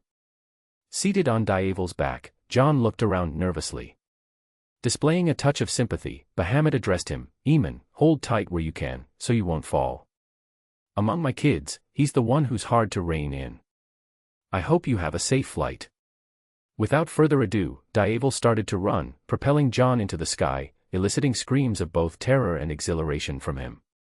Observing the spectacle, the Northerners and wildlings watched as Jon soared into the sky. Adding to the excitement, Bahamut joined the airborne display, transforming into a dragon mid-air, accompanied by Aethusa on his back. Starks emerged from the castle to witness the spectacle, and for the first time, Robb couldn't help but feel a pang of jealousy as he saw Jon riding a dragon with regal grace. Meanwhile, Eddard Stark's thoughts turned to his sister, a smile gracing his face at the remarkable sight. Chapter 87. Daeval, known for his obstinate nature, wasn't about to make things easy for Jon. As a dragon, he required a rider with a strong will, someone who could match his own indomitable spirit. Bahamut, flying close behind Daeval, remained vigilant in case of any emergencies, knowing that Daeval could be challenging. In the skies, Daeval initiated a series of aerial maneuvers, performing aerobics among the clouds, pushing the limits of speed and daring. Bahamut connected with Jon through their consciousness, encouraging him, "Aemon, don't give up. Every rider must prove their worth to their dragon. Prove yourself worthy, Aemon. Prove yourself worthy of being a dragon rider." Feeling the pressure, Jon tightened his grip on the spines protruding from Daeval's body. Daeval, relishing the opportunity to test his future rider, increased his speed and executed even more daring maneuvers, challenging Jon to match his resolve. As Daeval stabilized his flight, Jon gradually calmed down and began to enjoy the experience of soaring through the sky. Tempted to spread his arms and let out a scream of excitement, fear held him back. Suddenly, Jon remembered that Bahamut had been following him moments ago, and he searched the sky. To his surprise, Jon spotted Bahamut in humanoid form, standing confidently on Daeval's back. Bahamut seemed to effortlessly balance himself, defying the rushing currents of air. Unable to contain his curiosity, Jon blurted out, "How can you do that?" Bahamut shook his head, a hint of amusement in his eyes, while Aethusa rested in his arms. "I possess many abilities, Aemon. I am often likened to the god of the land for a purpose. Questions like yours fall into the realm of the mundane. Dragons, my young friend, defy fate and challenge the heavens. They are not bound by the limitations that confine the ordinary." With a simple call, Daeval, Bahamut directed the dragon's attention back toward the wall. Daeval took the opportunity to draw attention as he flew closer to Castle Black, releasing a resounding roar that reverberated through the air, making the mighty wall shudder in response. The impact of his presence was undeniable. Choosing a landing spot at a safe distance from the camp and Castle Black, Daeval gracefully descended, allowing Jon and Bahamut to dismount. Bahamut couldn't help but find amusement in the situation. The image of a dragon riding a dragon seemed comical to him. Despite the playful banter, he sensed a change in Jon. The young man, bolder now, approached Daeval's head with a newfound confidence. Daeval, uncharacteristically, allowed Jon to get closer without displaying his usual haughty demeanor. Bahamut felt reassured in his choice of dragon for Jon. Both dragon and the Jon's girlfriend seemed to enjoy playfully bullying Jon, eliciting laughter from Bahamut. After a brief interaction between Jon and Daeval, the dragon soared back into the sky, choosing a location near Castle Black instead of venturing beyond the wall, in adherence to Bahamut's rules. Accompanied by Jon and Ithusa, Bahamut returned to Castle Black. The wildlings, witnessing Jon's accomplishment, began to view him in a different light. Bahamut gracefully stepped aside, allowing Jon to bask in the spotlight. However, since taking control of Blood Raven's green seer magic, Bahamut found himself experiencing dreams that seemed akin to predicting the future, an occurrence that slightly annoyed him. Last night, Bahamut found himself in a dream that felt more vivid and tangible than usual. In this dream, he witnessed a vast expanse beyond the wall, populated by undead creatures standing motionless. What puzzled him even more was that he observed this scene not in his familiar humanoid or draconic form but in the human form he had in his past life. As he contemplated this mysterious dream, the atmosphere was disrupted by the resounding roars in the sky. Turning his attention upward, Bahamut beheld numerous dragons, their colossal size rivaling his own. Strikingly, these dragons appeared different, ice dragons. Atop one of them, he spotted the Corpse Queen, riding with an expression of confusion directed at Bahamut. Before he could comprehend the meaning of this dream, it abruptly vanished, replaced by the shriek of a black dragon that had stealthily approached Bahamut's back. If the vision in his dream held any truth, Bahamut realized that the impending war wouldn't unfold as easily as he had anticipated. The unexpected appearance of the Corpse Queen in his dreams added a layer of complexity to the challenges ahead. Although the idea of summoning other young dragons crossed his mind, he hesitated, mindful of the past consequences that had fueled the fear of Targaryens among the loyalists. Bahamut weighed the risk of putting his kin in harm's way against the potential advantages. Aware that he could handle any opposing dragons as long as there were no Night King's spears to threaten him, Bahamut sought a more strategic plan to confront the impending threats. Sensing a lack of manpower, he decided to dispatch more ravens to King's Landing, urging the dispatch of 5 generals and a contingent of 2,000 strong soldiers, accompanied by sorcerers, to reinforce his side. Chapter 88. The following morning in King's Landing, Aegon received a message from the Wall, dispatched by Maester Aemon. Surprise and disappointment filled him as he learned of the continued existence of the White Walkers, a threat that had endured for millennia. Aegon had always yearned to fight alongside Bahamut, envisioning himself as a grown warrior and powerful sorcerer. Yet, Bahamut's protective nature had kept them sheltered. This time, Aegon wanted things to be different. He desired to prove his worth to Bahamut and contribute to the impending war against the White Walkers. Determined to head north and assist Bahamut, he planned to leave his sister, who was expecting a child, in the safety of King's Landing. Aegon gathered his men to discuss these matters in the throne room. Upon learning of Aegon's decision to head north without informing her, Rhaenys was filled with anger. Alongside her husband and Daenerys, she marched towards the small council room, where Aegon was engaged in discussions related to the Wall with members such as Stannis Baratheon, Varys, the Old General, the Crimson General, and Mace Tyrell. Entering the council room, Rhaenys wore her anger visibly, and the guards present didn't dare to impede her progress. Witnessing her furious entrance, both the Old General and the Crimson General decided to leave the council, followed by the rest of the members. Aegon sensed the tension escalating in the council room, feeling a growing headache as Rhaenys entered with evident anger. Daenerys, concerned about the situation, stepped forward to mediate and address Rhaenys. Daenerys stepped forward, her voice soft, attempting to bring a sense of calm to the tense room.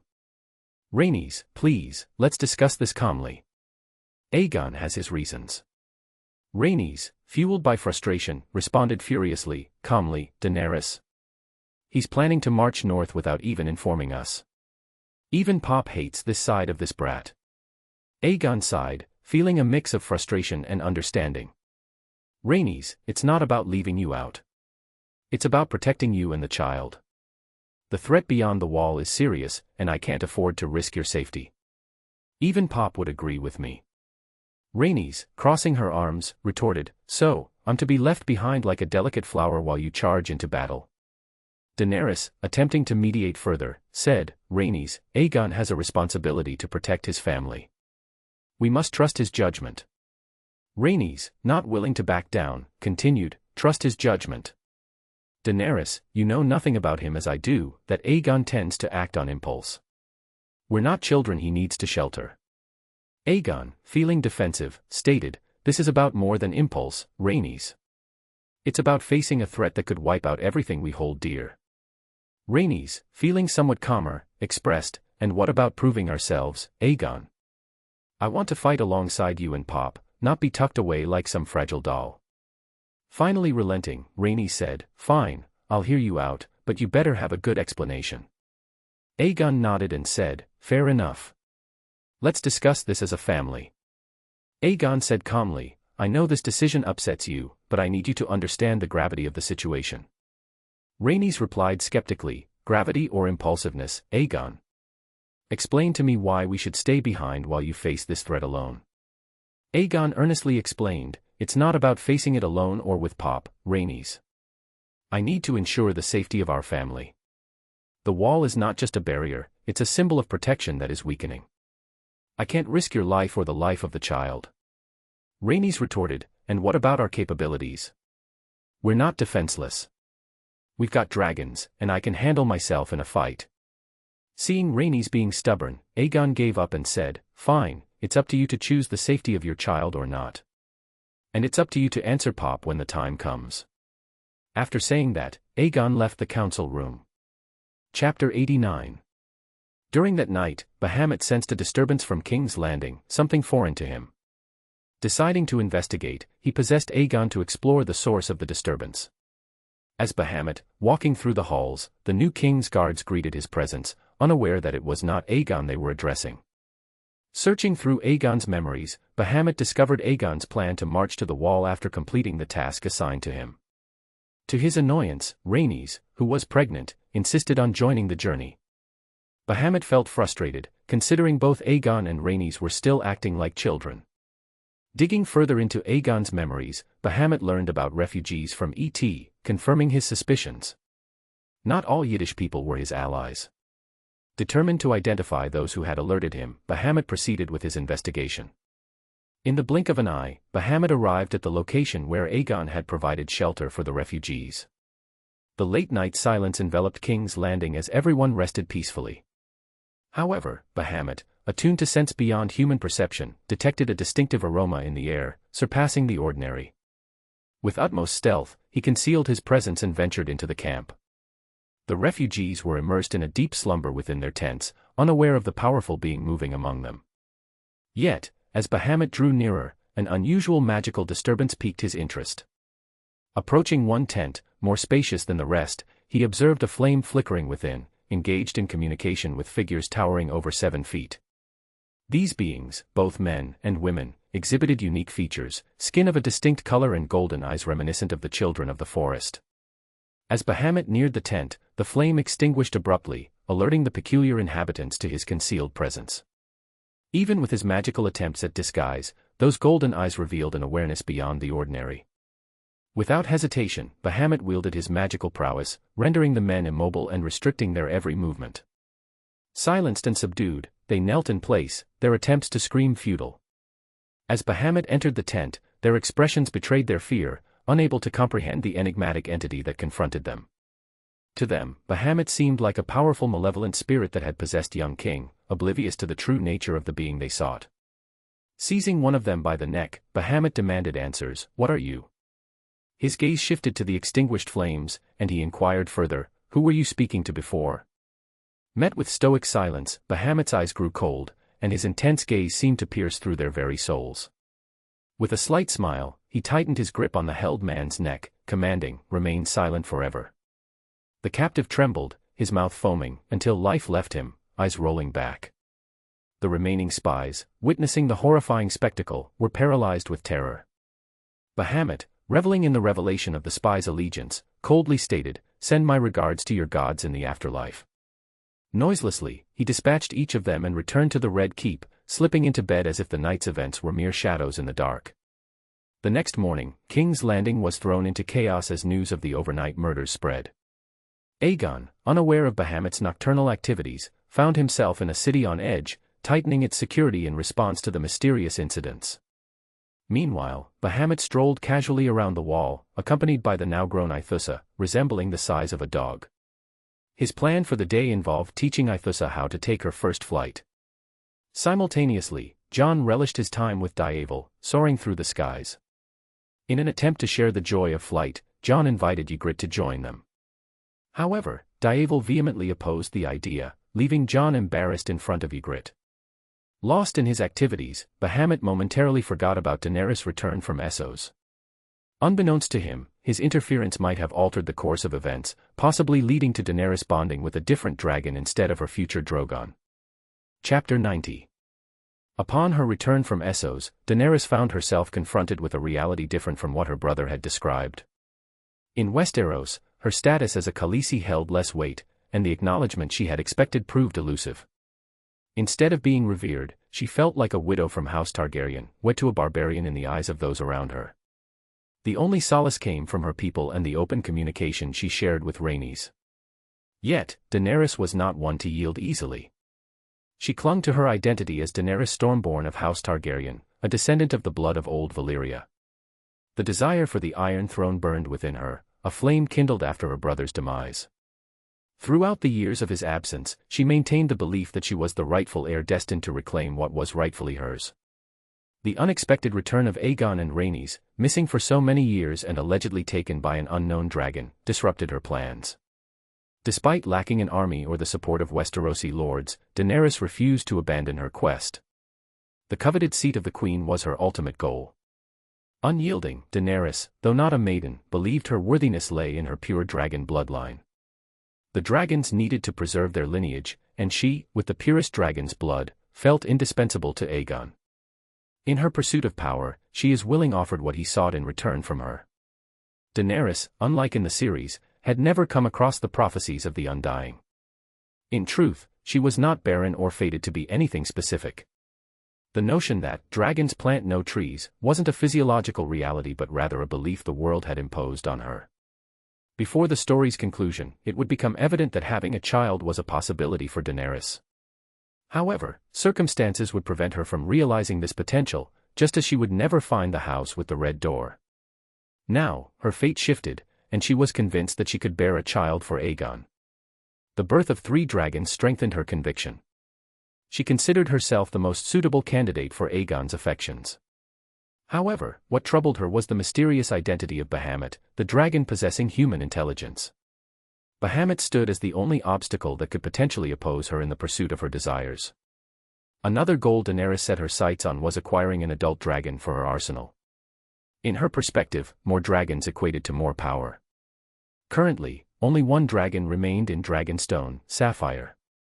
Her baby dragon wasn't deemed powerful enough, so she sought an adult dragon to demonstrate her worth and gain the support of the lords of Westeros. This desire was further fueled by the knowledge that both House Stark and House Tyrell faced opposition from becoming the next queen, which played into her favor. Thus, she made the decision to visit Dragonstone, using the excuse of reconnecting with her birthplace. Accompanied by her personal servants and those assigned by Rhaenys, Daenerys set sail for Dragonstone. Her intentions were not questioned, and upon reaching the island, she discreetly arranged for Rhaenys' assigned entourage to leave her presence under a plausible pretext. Under the veil of night, accompanied by her followers Irri and Doria, Daenerys ventured beyond Dragonstone Castle towards Dragonmont, hoping to encounter Sapphire, the dragon known for its calm demeanor, as Rhaenys had recounted to her. As Daenerys approached the entrance to Dragonmont, she found Sapphire already outside, sensing the disturbance. The majestic dragon was drawn to Daenerys, recognizing the Valyrian blood coursing through her veins. With deliberate steps, Daenerys spoke in the ancient Valyrian tongue, her tone both commanding and soothing. Daenerys, Sir Vekhat. Scorasi Zian. Dragon, be calm. I am a friend. To her amazement, Sapphire responded with a sense of calmness rather than hostility. Encouraged by this, Daenerys approached cautiously, her smile growing with newfound confidence. As Sapphire took a step forward, Daenerys, still wary, moved backward but continued to communicate with the dragon. To her astonishment, Sapphire lowered itself, offering its back to her. Embracing the opportunity, Daenerys climbed onto Sapphire's back, gripping the spines that extended from the dragon's body. With a sense of unity, Sapphire began to run, and soon they were speeding across the open space. Daenerys' followers looked on in awe as their Khaleesi rode a dragon, a sight both majestic and powerful for them. Notice frowny face. Chapter 91. The next morning, Varys approached Aegon, who was enjoying his morning tea, a habit inherited from Bahamut. Noticing the concern on Varys's face, Aegon smiled and asked, "What's wrong, Varys?" Varys hesitated before responding, Your Grace, I'm not sure if it's right or wrong. Aegon set down his cup and assured, You don't have to worry about what you bring to me. In the end, I'm the one who decides. Varys then disclosed, My whispers speak that Princess Daenerys has tamed Sapphire. Aegon remained in thought for a moment before expressing, Pop once said my aunt might inherit madness from her father. Maybe it's true, she is indeed hungry for power, as Pop mentioned. Varys, adept at fueling matters, added with hesitation, Then the matter is worse. Aegon, with a smile, inquired, How? Varys responded, She possesses 4 dragons. Aegon, rising from his seat, remarked, Power resides where men believe it resides. It's a trick. And she is falling for it. Varys, not fully understanding Aegon's words, asked, Your Grace. Unbeknownst to Varys, the concept of taming dragons didn't exist.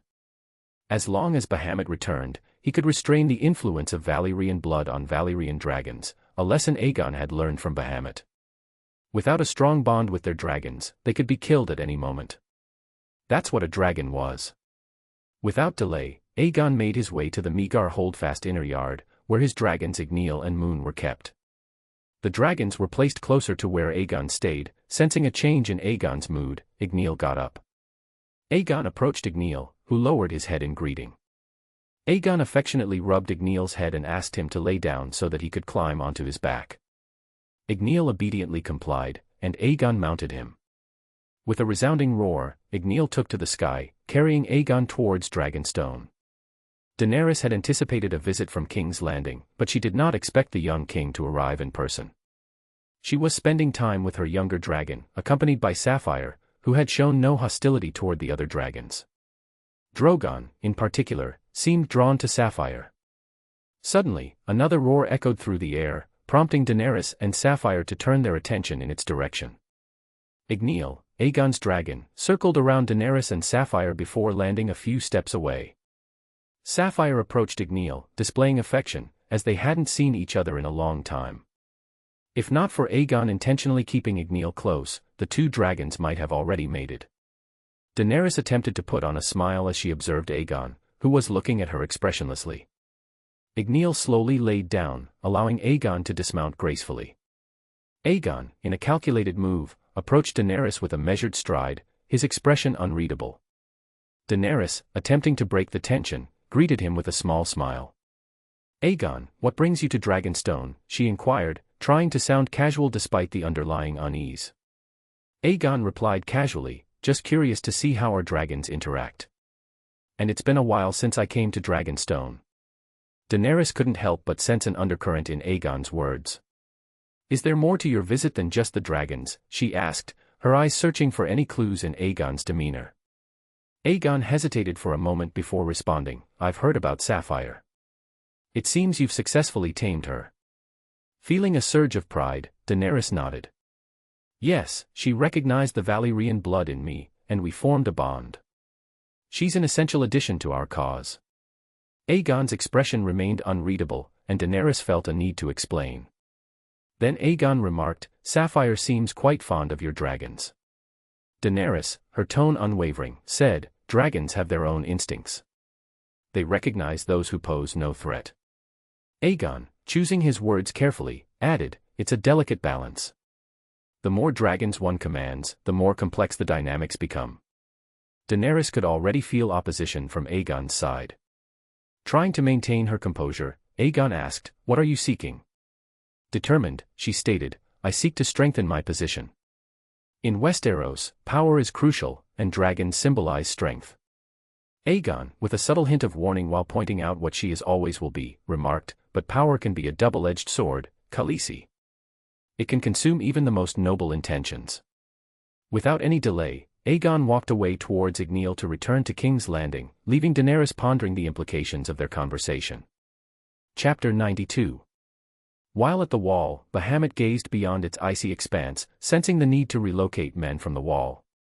According to his calculations, the wall would no longer function solely as a magical barrier, losing its advantage against the impending threat. If the enemy possessed dragons, the wall's magical defenses were rendered obsolete. Determined, Bahamut decided to gather his forces and move them south, planning to utilize Winterfell as a fortress against the oncoming danger. Notably, the dragon glass weapons he had requested from Aegon in the south had not yet arrived, adding urgency to his decision. Bahamut's gaze shifted toward the sky, where Aethusa circled above. To ensure her safety against the biting cold winds at higher altitudes, Bahamut created a protective wind barrier around Aethusa. Wanting to return to Castle Black, Bahamut utilized his telekinesis to draw Aethusa nearer. Aethusa, in the midst of her flight around the wall, appeared bewildered as she felt herself being pulled towards Bahamut against her will. Bahamut, with a reassuring smile, spoke, "That's enough for today," much to Aethusa's evident distress. No longer a petite creature carried like a cat, Aethusa had experienced rapid growth, surpassing the rate of lesser dragons, which surprised Bahamut. Perhaps it was the lingering magic within the wall that contributed to her accelerated development. However, now that the wall's magical properties were waning, such phenomena were diminishing. With Aethusa hovering in the air beside him, Bahamut leaped off the wall, descending slowly to land in the yard of Castle Black. The onlookers, accustomed to Bahamut's extraordinary actions, displayed no surprise, having grown weary of being both terrified and in awe of the dragon's presence. They had come to regard Bahamut as a figure akin to the god of the land. Anyway, Bahamut cast a warm smile toward the wildling children, their youthful enthusiasm contrasting with the weariness evident in the adults. He then strolled purposefully toward the resting place of Eddard, intending to gather men for the impending move south. The King's Tower, once occupied by the Lord Commander, was now claimed by the Lord Paramount. Entering the tower, Bahamut's presence prompted the guards to respectfully step aside, allowing him unhindered passage into the office. Inside, Eddard was engaged in conversation with Robb, sharing his knowledge about their family. Eddard was intrigued by Robb's experiences, realizing that the young warg had encountered something Eddard had considered mythical, a phenomenon he, despite his extensive knowledge, had never personally witnessed. Noticing Bahamut's presence, Eddard and Robb bowed in acknowledgement of his importance. Offering a warm smile in return, Bahamut conveyed a clear message, stating, "We need to gather men in the hall." Both Eddard and Robb exchanged glances before nodding in agreement. In a short span, the main figures among both the Northerners and wildlings assembled in the hall. Bahamut, along with Eddard and Mance, took their seats, waiting patiently for the murmurs and conversations to subside. As the room hushed, Bahamut addressed the crowd with a firm yet reassuring voice, surveying the faces in the hall and gauging their reactions. "I've called you here to inform you that we must move our people south, away from the wall. Our new fortress shall be Winterfell, a place familiar to many of you." Hearing Bahamut's words, confusion painted the faces of the assembled men, including Eddard, who shared the same expression, unaware of Bahamut's decision and its potential impact on their family. The hall started filling with murmurs but fell silent when Bahamut raised his arm. After a silent moment, Bahamut continued, "The wall is no longer capable of holding magic against our enemies." Many looked confused and clueless. Then Bahamut dropped a bombshell, "The enemy has dragons. More than a dozen ice dragons against us." Bewilderment and fear gripped every man in the hall. Bahamut, aiming to reassure them, said, "But I stand as the Dragon King. Dragons pose no threat to me, regardless of their numbers, even if they were to number in the hundreds." Everyone's gaze shifted to Bahamut, who appeared dead serious. He continued, "The wall is now our disadvantage since it has lost its magic. Especially with the enemy having dragons. That's why we need to move to a more strategic location. Winterfell is the most suitable choice against whites, and dragons won't be a threat as long as I'm there." Hearing Bahamut's words, the men became bolder, feeling a newfound confidence with Bahamut leading them. Bahamut got up and declared, "We are experiencing a delay in receiving dragon glass-made weapons, which are effective against White Walkers.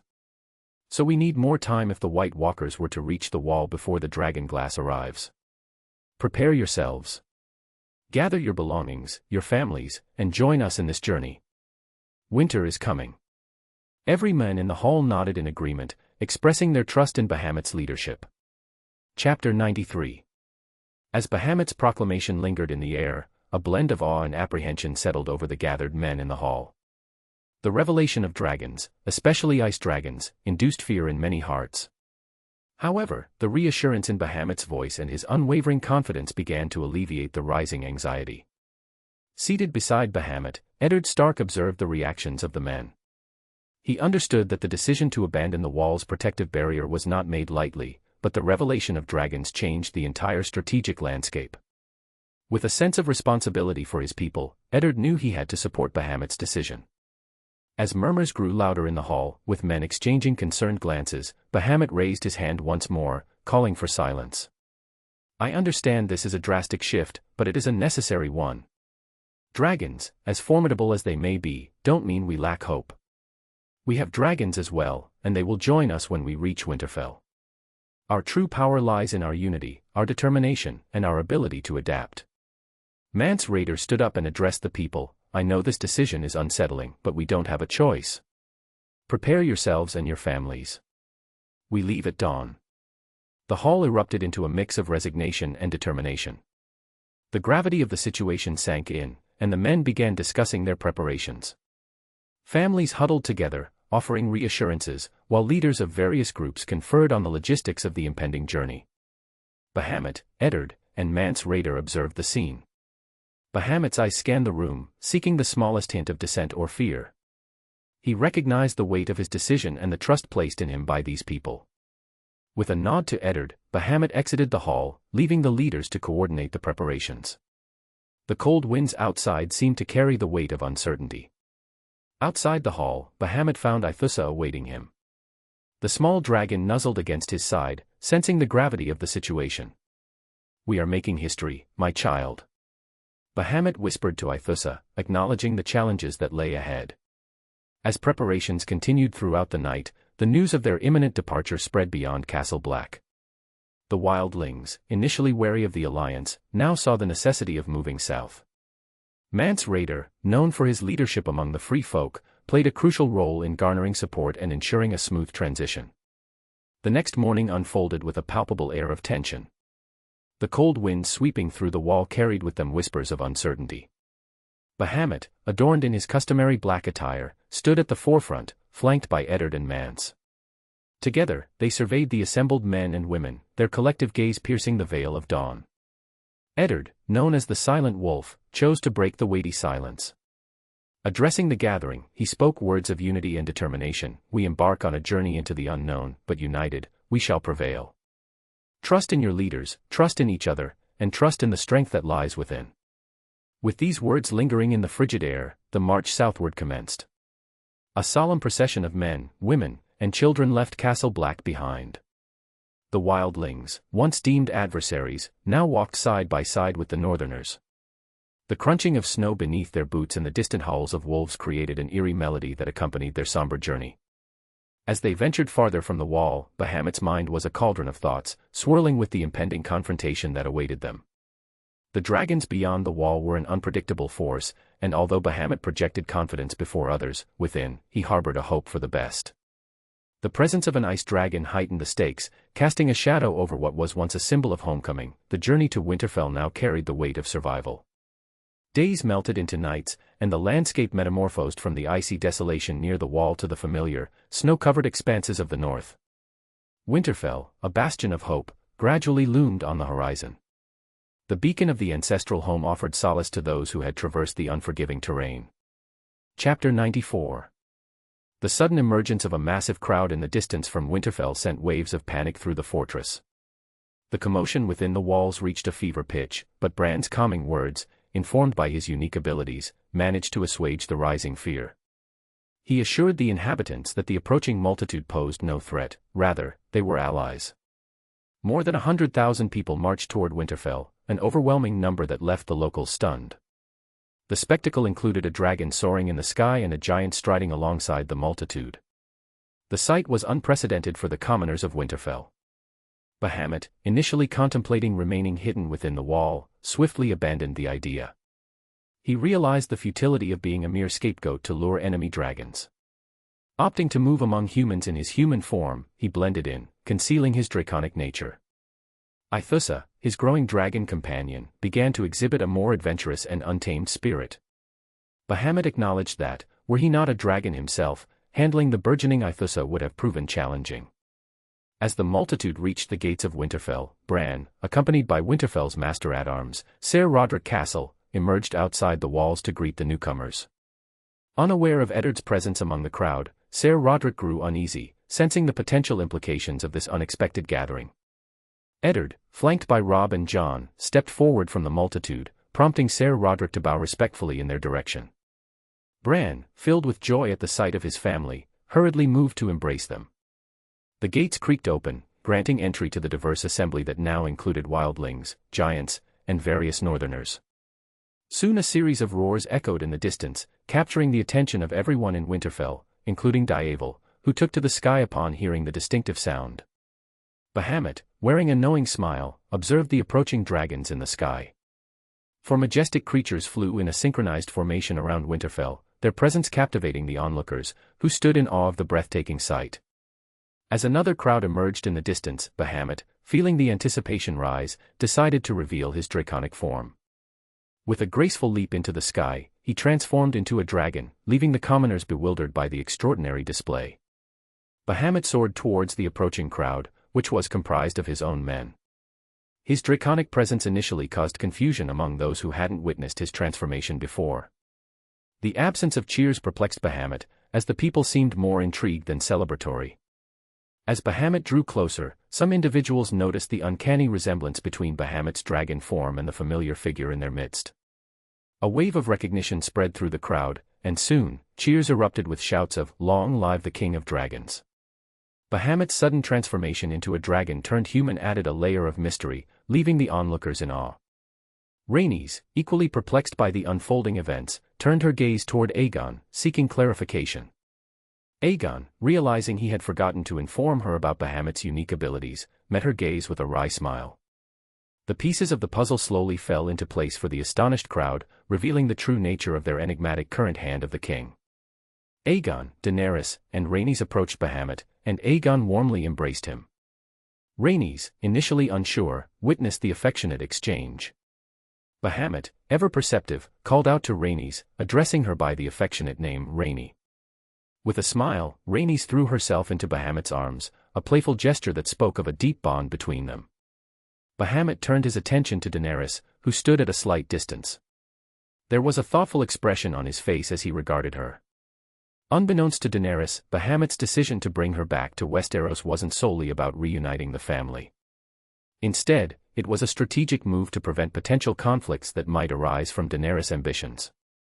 Knowing her unwavering belief in herself and her desire for power, Bahamut foresaw the possibility of Daenerys becoming a formidable adversary to Aegon and Rhaenys in the future.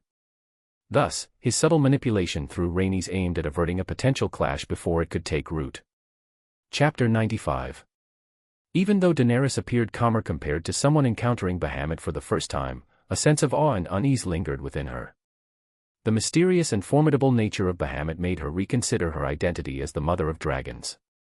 She gathered her courage and approached Bahamut, who greeted her with a smile. "It's our first time meeting, Daenerys," Bahamut said, his voice carrying a tranquil yet powerful resonance. Trying to conceal her unease, Daenerys responded, "Lord Bahamut, I've heard much about you. Your presence commands respect." Bahamut nodded in acknowledgement, and a brief exchange of pleasantries followed. Curiosity mixed with apprehension as Daenerys ventured into a more intriguing aspect of Bahamut's existence. "It's really intriguing to see a lord taking a human appearance," she remarked.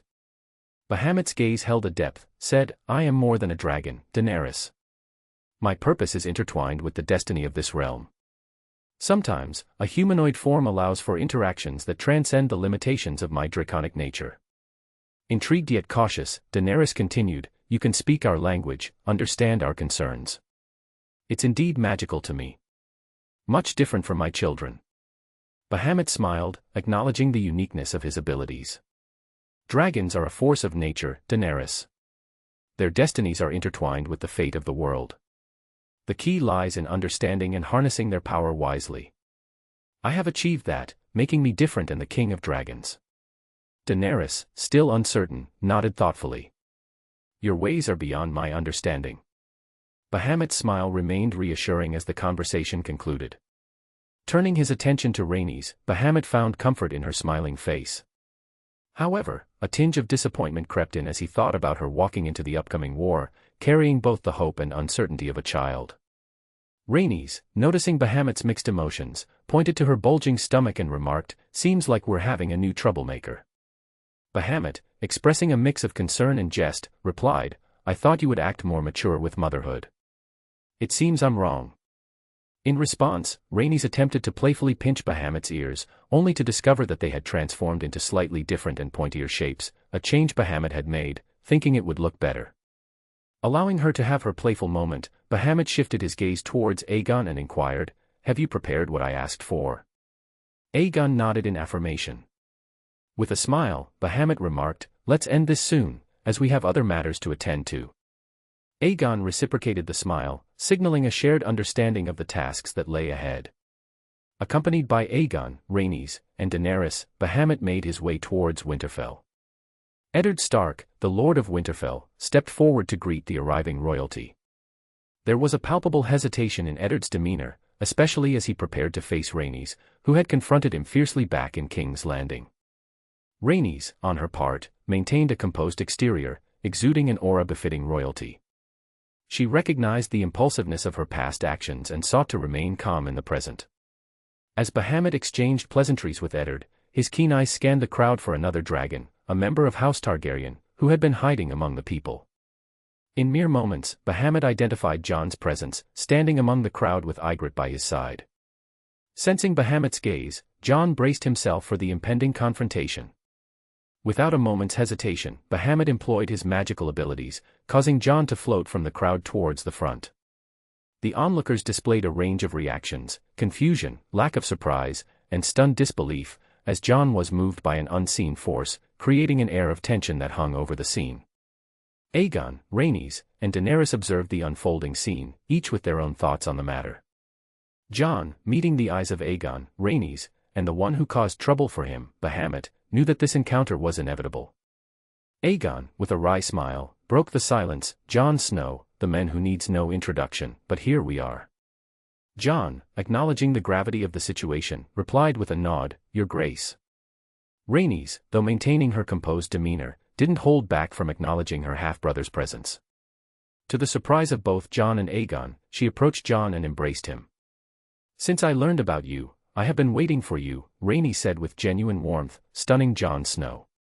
Even Aegon hadn't expected that she would be so open to her long-lost brother.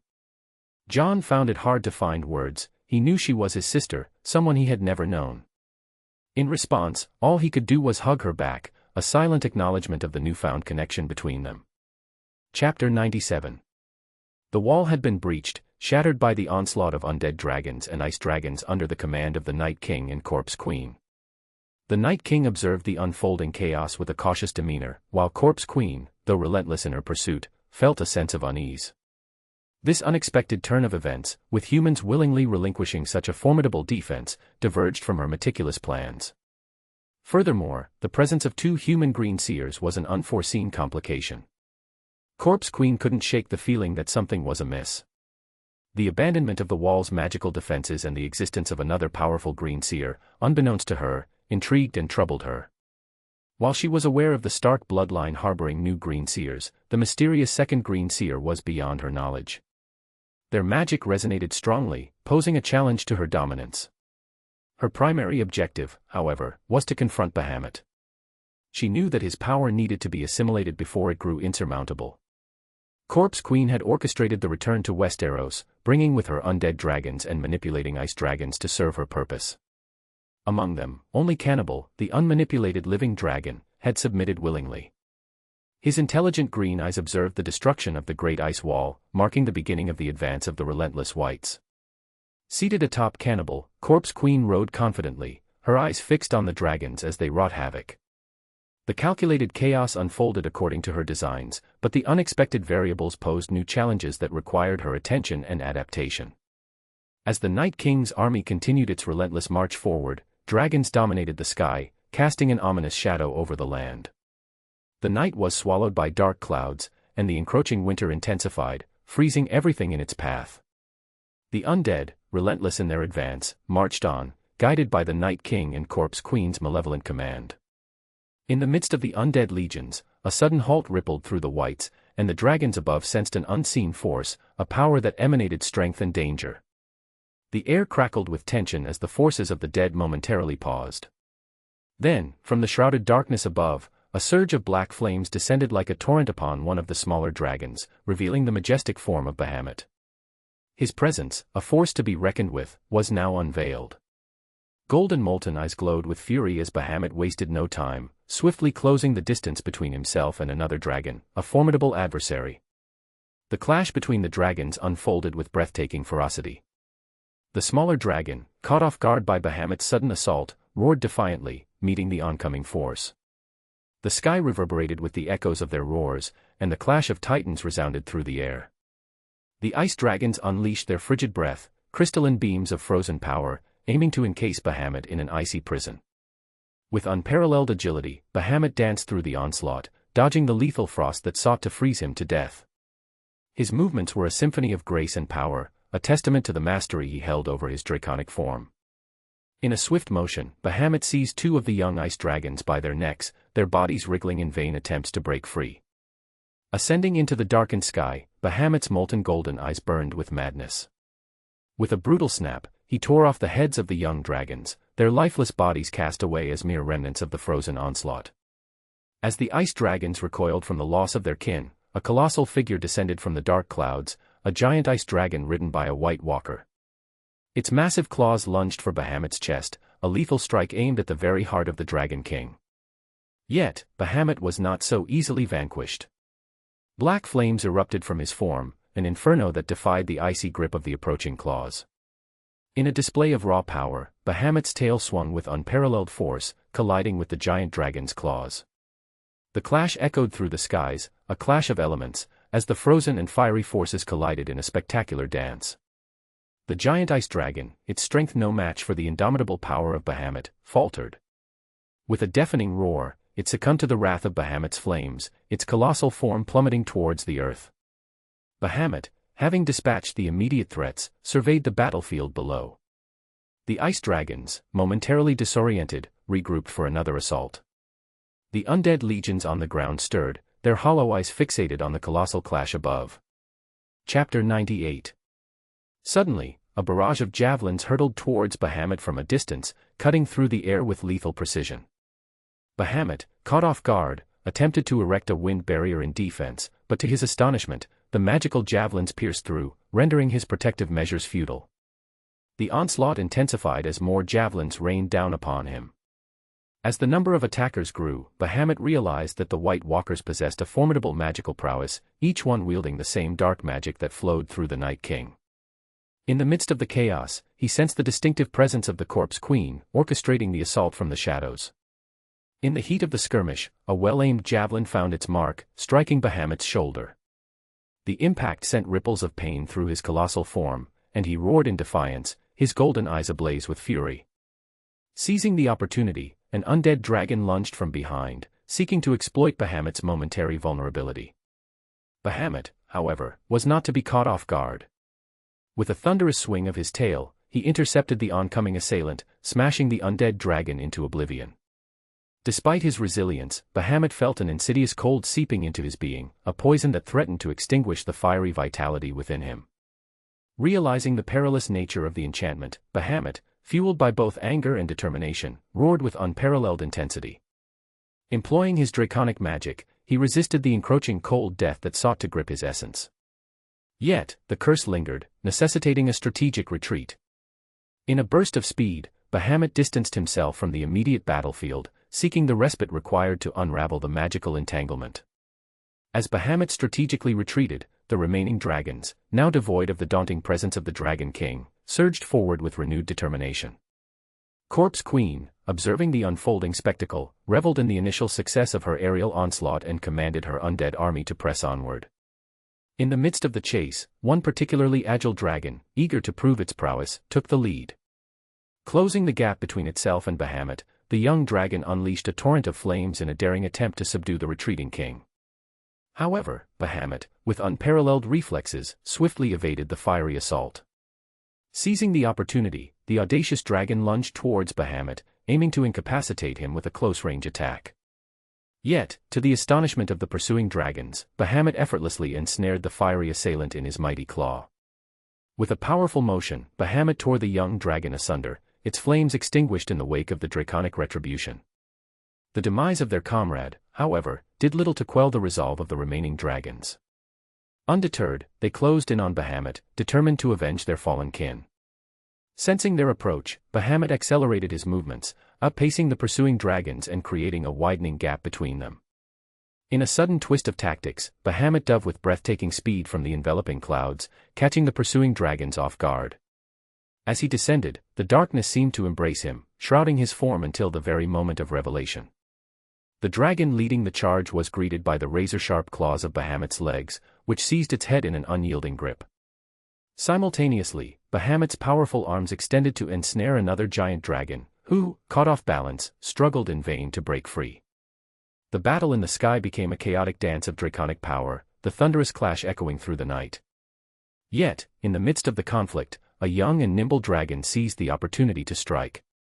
Aiming for Bahamut's right eye, it executed a swift and precise attack, diverting the Dragon King's attention. With Bahamut momentarily distracted, the dragon he had grasped by the arm seized the chance to retaliate, delivering a powerful claw strike to Bahamut's chest. A massive scar adorned Bahamut's chest, testimony to the ferocity of the young dragon's assault. A torrent of blood gushed from the wound on Bahamut's chest, eliciting an agonizing scream from the Dragon King. The sky, once a battlefield of majestic clashes, now witnessed Bahamut's descent towards the ground. Seizing the opportune moment created by Bahamut's vulnerability, the dragon that had narrowly escaped his grasp soared back into the fray, leaving the wounded Dragon King to confront the impending impact with the unforgiving earth below. Chapter 99. Yet, Bahamut, just moments away from a disastrous collision, unfurled his colossal wings with a thunderous beat, halting his descent and enabling him to soar once again. His escape infuriated the dragons and White Walkers, who now sought to unleash their elemental fury upon him. As Bahamut approached the ground, he decided to counter their impending assault. With a deft maneuver, Bahamut descended gracefully, his massive form landing upon the frozen terrain. In a breathtaking display of power, he conjured a swirling vortex of black flames, a mesmerizing dance of ice and fire that clashed against the elemental onslaught of his adversaries. Emerging from the mist created by the clash of ice and fire, Bahamut seized a dragon from the sky, diving into the chaos with unmatched ferocity. As they approached Winterfell, the colossal battle unfolded in the distance, captivating the onlookers. The people of Winterfell, mere spectators to this clash of titans, felt the ground beneath them tremble in resonance with the epic confrontation. Bahamut, having taken the dragon by the arm, tore the creature asunder with a powerful bite to the neck, casting its head into the distance. Among the dragons that had pursued him, only one remained, accompanied by a White Walker rider. Charging towards Bahamut with a desperate fervor, the ice dragon aimed to bring down the seemingly weakened dragon. Unbeknownst to the assailant, Bahamut, on the brink of collapse, instinctively seized the dragon's jaw. With a forceful exhale, Bahamut breathed a torrent of black flames into the ice dragon's mouth, extinguishing its life. In a final act of defiance, Bahamut, holding the White Walker by the arms, ascended into the sky and hurled the creature into the air. Engulfing the White Walker in his own flames, Bahamut eradicated the threat, his fiery breath proving lethal to the White Walkers. Aegon and Rhaenys observed Bahamut's descent, witnessing the toll the battle had taken on him. Slowly, Bahamut approached, his majestic form faltering before succumbing to the ground. Aegon couldn't believe his eyes as he hurried to Bahamut's side, the Dragon King lying near the fortress of Winterfell, weakened and injured. Giants, having witnessed Bahamut's strength in battle, approached with concern, respecting the powerful being who had fought valiantly. Rhaenys followed closely behind Aegon, her expression revealing a mix of worry and disbelief. Jon Snow, alongside the generals who had accompanied Bahamut from across the sea, made their way to the fallen dragon. The seasoned warriors, accustomed to Bahamut's indomitable presence, found it difficult to reconcile the image of the mighty dragon now lying seemingly defeated. As the dragons of Bahamut gathered around him, there was a collective hope that their great leader would rise again. The dragons nudged and rubbed their heads against Bahamut, attempting to rouse him. Unbeknownst to them, Bahamut wasn't gravely injured. Instead, he focused on channeling his strength to expel the invading cold magic that threatened to spread within his fiery body.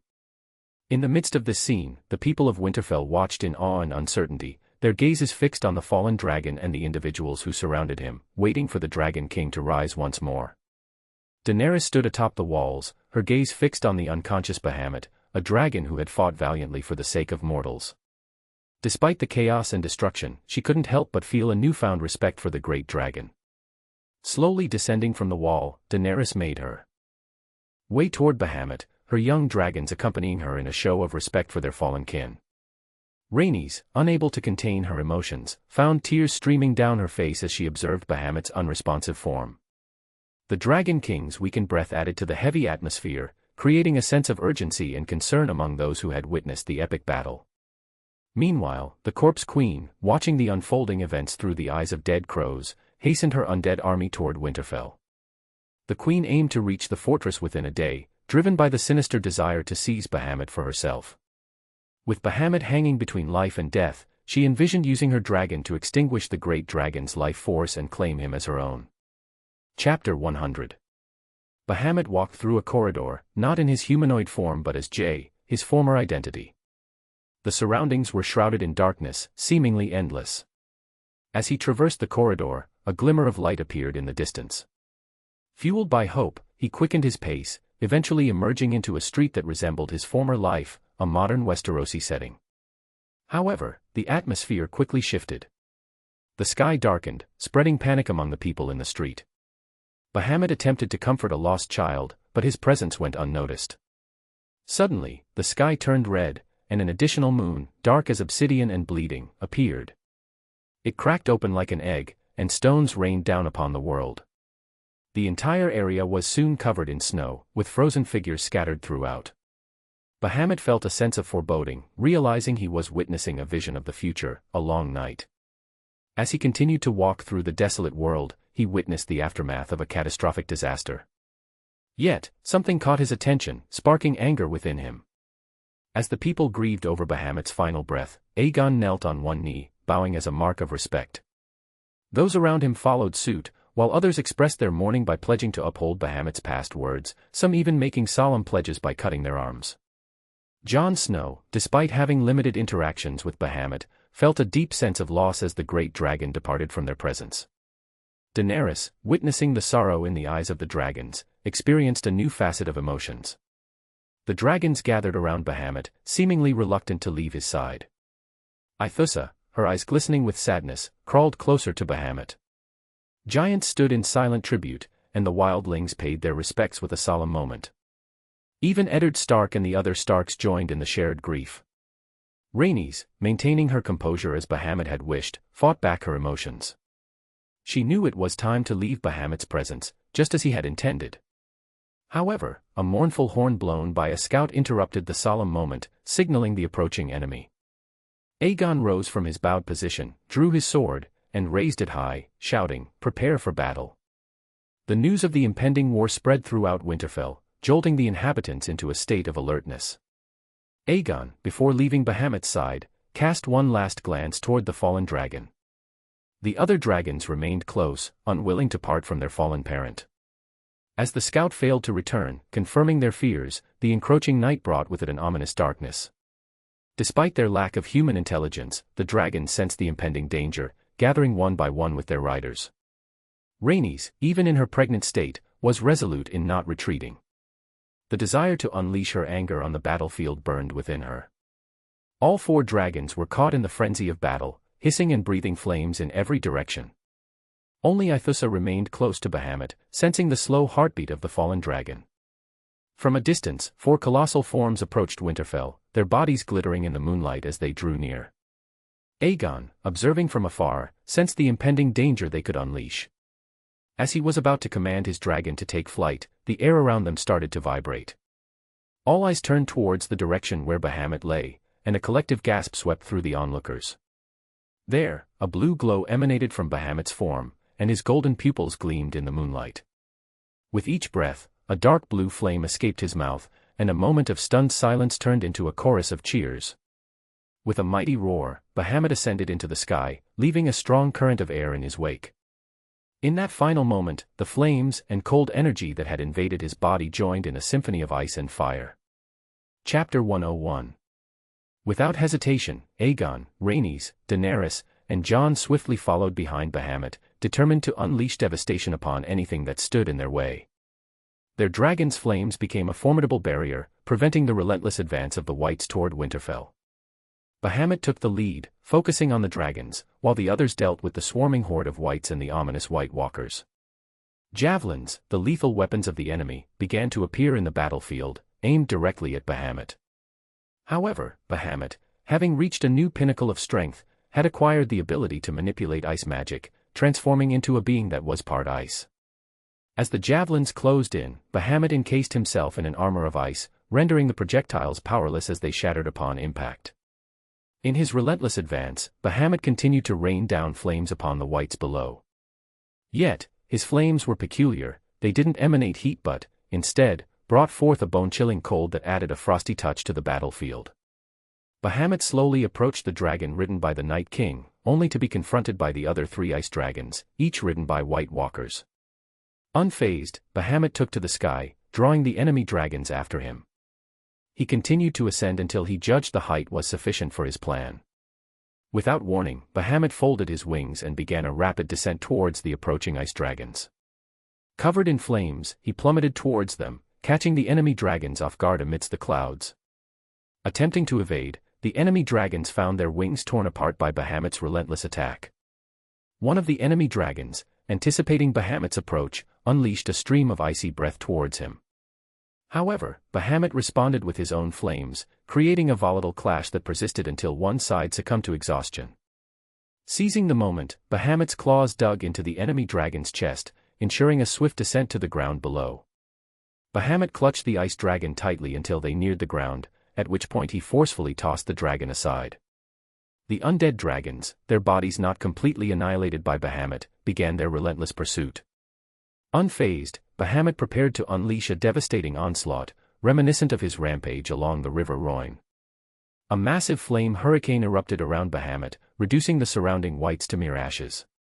The undead dragons, daring to approach, found themselves engulfed in the searing flames that simultaneously burned and tore their bodies apart. Bahamut pressed forward, advancing toward the retreating Night King, who appeared unsettled by Bahamut's overwhelming presence. Notably absent among the enemy forces was the Night Queen, who had infiltrated Winterfell disguised as an ordinary woman with the sinister intent of eliminating the Green Seers. Amidst the chaos, Rhaenys, feeling a sudden pain in her stomach, stepped back from the battle. She landed near Winterfell, where her men were stationed. However, an unexpected turn of events unfolded as a colossal shadow emerged, instigating panic among both her men and herself. Moon, her dragon, growled at the approaching adversary, ready for the impending clash. The newcomer was a dragon larger than even Bael Ryan, with green eyes that sought fresh prey. Moon, driven by instinct, unleashed its white-hued flames upon Cannibal. In an attempt to divert Cannibal's attention, Moon soared into the sky, only to realize that the massive dragon was uninterested in her. Returning towards Cannibal, Moon found itself vulnerable as Cannibal, seizing the opportune moment, unleashed its green flames.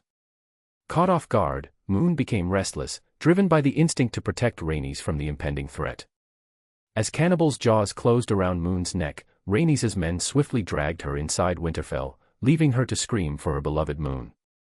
Bahamut, pursuing the retreating Night King on an undead dragon, heard the distant screams of Moon. The pain in his heart surged, but he couldn't afford to lose focus on the imminent threat. Using his pain and anger as fuel, Bahamut pressed on to confront the Night King, determined to take him down. As Bahamut closed the distance, he hesitated, torn between pursuing the Night King and ensuring the safety of his beloved. Ultimately, he chose to prioritize his people's safety and abandoned the pursuit of the Night King, knowing the dangers that could befall his cherished companions. Meanwhile, Cannibal, the colossal dragon, set its sights on Daevel, driven by rage upon witnessing his mate being consumed by the enemy. Jon realized he could no longer control the enraged Daevel, who unleashed a torrent of flames on Cannibal. Sensing Bahamut's approaching presence, Cannibal decided to withdraw from Daevel, who continued to vent his fury with fiery retaliation. With Moon's lifeless body in sight, Bahamut swiftly redirected his attention towards Cannibal, fueled by determination and speed. Chapter 102. Relentlessly pursuing Cannibal through the skies, Bahamut's determination drove him to tear apart the enemy dragon. Meanwhile, Corpse Queen, in search of Bran and the unknown Green Seers, had infiltrated the wildlings disguised. As she neared the wall, she spotted Bran and began walking toward him. However, Bran was protected by a magical barrier, thanks to the sorcerers who had been informed by Bran about the impending threat. To their surprise, Corpse Queen effortlessly shattered the magical barrier, revealing her formidable powers. Realizing the disadvantage, Bran, Hodder, and the wildlings attempted to retreat. Unfortunately, a wight managed to breach the castle and leap toward Bran. Hodder, in a desperate attempt, tried to pull Bran away, but the wight bit into Bran's leg before being dispatched by a wildling wielding dragonglass. With no other option, Bran seized control of Hodder's body and, carrying his injured form, ran alongside the wildling woman toward the underground passages. Their hope was to escape the relentless pursuit of Corpse Queen, who was making her way toward them. As they hastened towards the door, the looming presence of pursuing wights intensified, urging them to quicken their pace. Bran maintained control over Hodder's body, but as they neared the door, he suddenly lost consciousness, leaving Hodder in charge once again. Hodder stumbled, causing Bran's limp form to fall. The wildling woman strained to pull Bran inside as the relentless wights closed in. In the midst of this chaos, Bran found himself in a surreal encounter with Wylis, the stable boy. Locked in Bran's vision, Wylis collapsed with vacant eyes. The wildling woman, desperately trying to secure Bran's safety, shouted at Hodder to hold the door against the relentless wights. Hodder, despite the onslaught, braced himself against the broken door, steadfastly preventing the dead from entering and sacrificing himself to protect his friends. In a haunting twist of fate, Bran witnessed the traumatic transformation of the young Wylis. As the convulsing boy merged the command "hold the door" into a single, agonized word, the origins of Hodder's name were etched in time. Hodder, the only word he would ever speak again, and that would be his last words. Finally, Bran reached the crypt, a sanctuary where the women, including his sisters and mother, sought refuge. Among them was Rhaenys, who bore the pain of losing her dragon, Moon, with a stoic expression. As Bran was brought into the crypt by the wildling woman, his arrival captured the attention of everyone, drawing Sansa and Arya to rush to his side and assist the wildling woman in carrying him. Sensing the imminent danger of approaching wights, Bran's worried gaze met Rhaenys's, who, aside from being a powerful sorcerer, understood his concerns. In response, Rhaenys began conjuring flames in her arms, a spectacle that astonished everyone in the crypt. Her entire body danced with flames, and soon, the relentless wights emerged in the corridor, visible to all, instilling fear in their hearts. Unfazed, Rhaenys raised her arm, conjuring a massive flame that turned the relentless wights to ashes, securing the safety of everyone. A collective sigh of relief echoed through the crypt. However, the tranquility was short-lived, as the echoing footsteps of another approaching threat reached their ears, prompting Rhaenys to turn her gaze toward the oncoming enemy. Bahamut stealthily closed in on Cannibal, who altered his course to evade Bahamut's pursuit. In response, Bahamut maneuvered through dark clouds, concealing his presence from Cannibal. Unable to sense Bahamut, Cannibal slowed his flight, maintaining vigilance. Yet, Bahamut swiftly closed the gap, descending from above for a fierce clash of claws. A frenzied exchange ensued, with Bahamut ruthlessly tearing into Cannibal. The latter attempted to counter with his fiery breath, but Bahamut proved impervious to the flames. Relentlessly, Bahamut continued to dismantle Cannibal's wings, rendering him defenseless. In a desperate move, Cannibal tried to retaliate with his claws, only to have Bahamut's talons pierce through his chest, reaching for Cannibal's heart. As Cannibal succumbed to his inevitable demise, Bahamut fixed his gaze, unwavering, observing the last moments of his adversary's life. Chapter 103. Bahamut could no longer contain his anger, unleashing his wrath in a resounding roar that echoed through the air. Southern lords, responding to the call of their king and Hand of the King, had gathered with the necessary provisions for the impending war. Despite their skepticism about the contents of the letters they received, they maintained their loyalty to the king and proceeded northward. However, as they marched, they bore witness to the destructive battle between Bahamut and Cannibal. The ferocity of their clash left the lords and their men in awe, their legs weakened by the sheer spectacle. The southern lords, having observed Bahamut's merciless torment of his adversary, were filled with fear. As the battle concluded with a mighty roar, the lords were seized by the desire to retreat, fearing that Bahamut might turn his attention towards them. In the aftermath of the battle, as Bahamut tore apart Cannibal's head, flinging it towards Winterfell, his eyes glowed with an ominous cold energy. Corpse Queen slowly revealed her presence from the corridor as she advanced towards Rhaenys. With her cold eyes, Rhaenys raised her arm and conjured flames continuously towards Corpse Queen. Onlookers initially believed the problem had been resolved, yet the realization slowly dawned that there was no escape from Rhaenys' flames. However, only Rhaenys and Bran were aware that these weak flames wouldn't have much effect on Corpse Queen. Unburnt and unharmed, Corpse Queen advanced with a mocking giggle, stating, "I'm sorry. They won't work on me." Yet, Rhaenys responded with a confident smile, saying, "They did."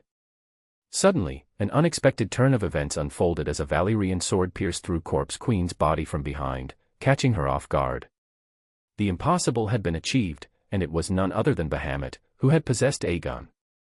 His foresight had led him to anticipate that Corpse Queen might have infiltrated Winterfell. Even in her final moments, fiery energy invaded Corpse Queen's body as she smiled and remarked, "Still, you failed to win." Bahamut, understanding the deeper meaning, responded, "No, he loves you." Corpse Queen, still smiling, retorted, "Idiot."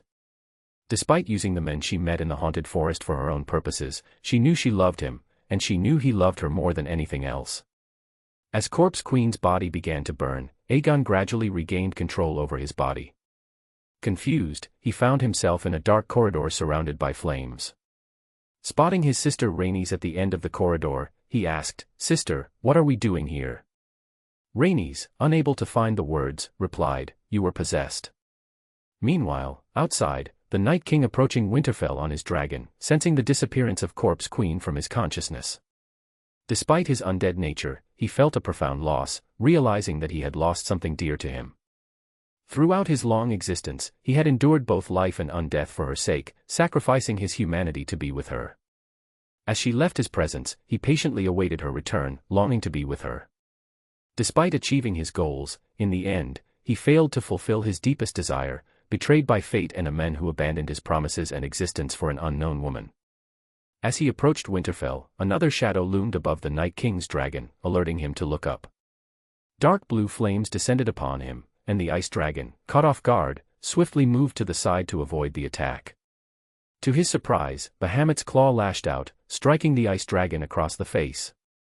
In retaliation, the ice dragon unleashed its icy breath, but Bahamut seized the Night King and moved away from the attack. Bahamut then soared toward Winterfell, with the colossal ice dragon in pursuit. Observing Jon looking in their direction, Bahamut decided to deal with the ice dragon and threw the Night King towards Jon. As the Night King sailed through the air, Jon and his men leaped to the side to avoid the oncoming threat. From the deep pit, the Night King emerged, striking terror into the hearts of the wildlings and the men accompanying Jon. Recognizing Bahamut's intention, Jon drew his Valyrian longsword and stepped forward to face the Night King in a battle of destiny.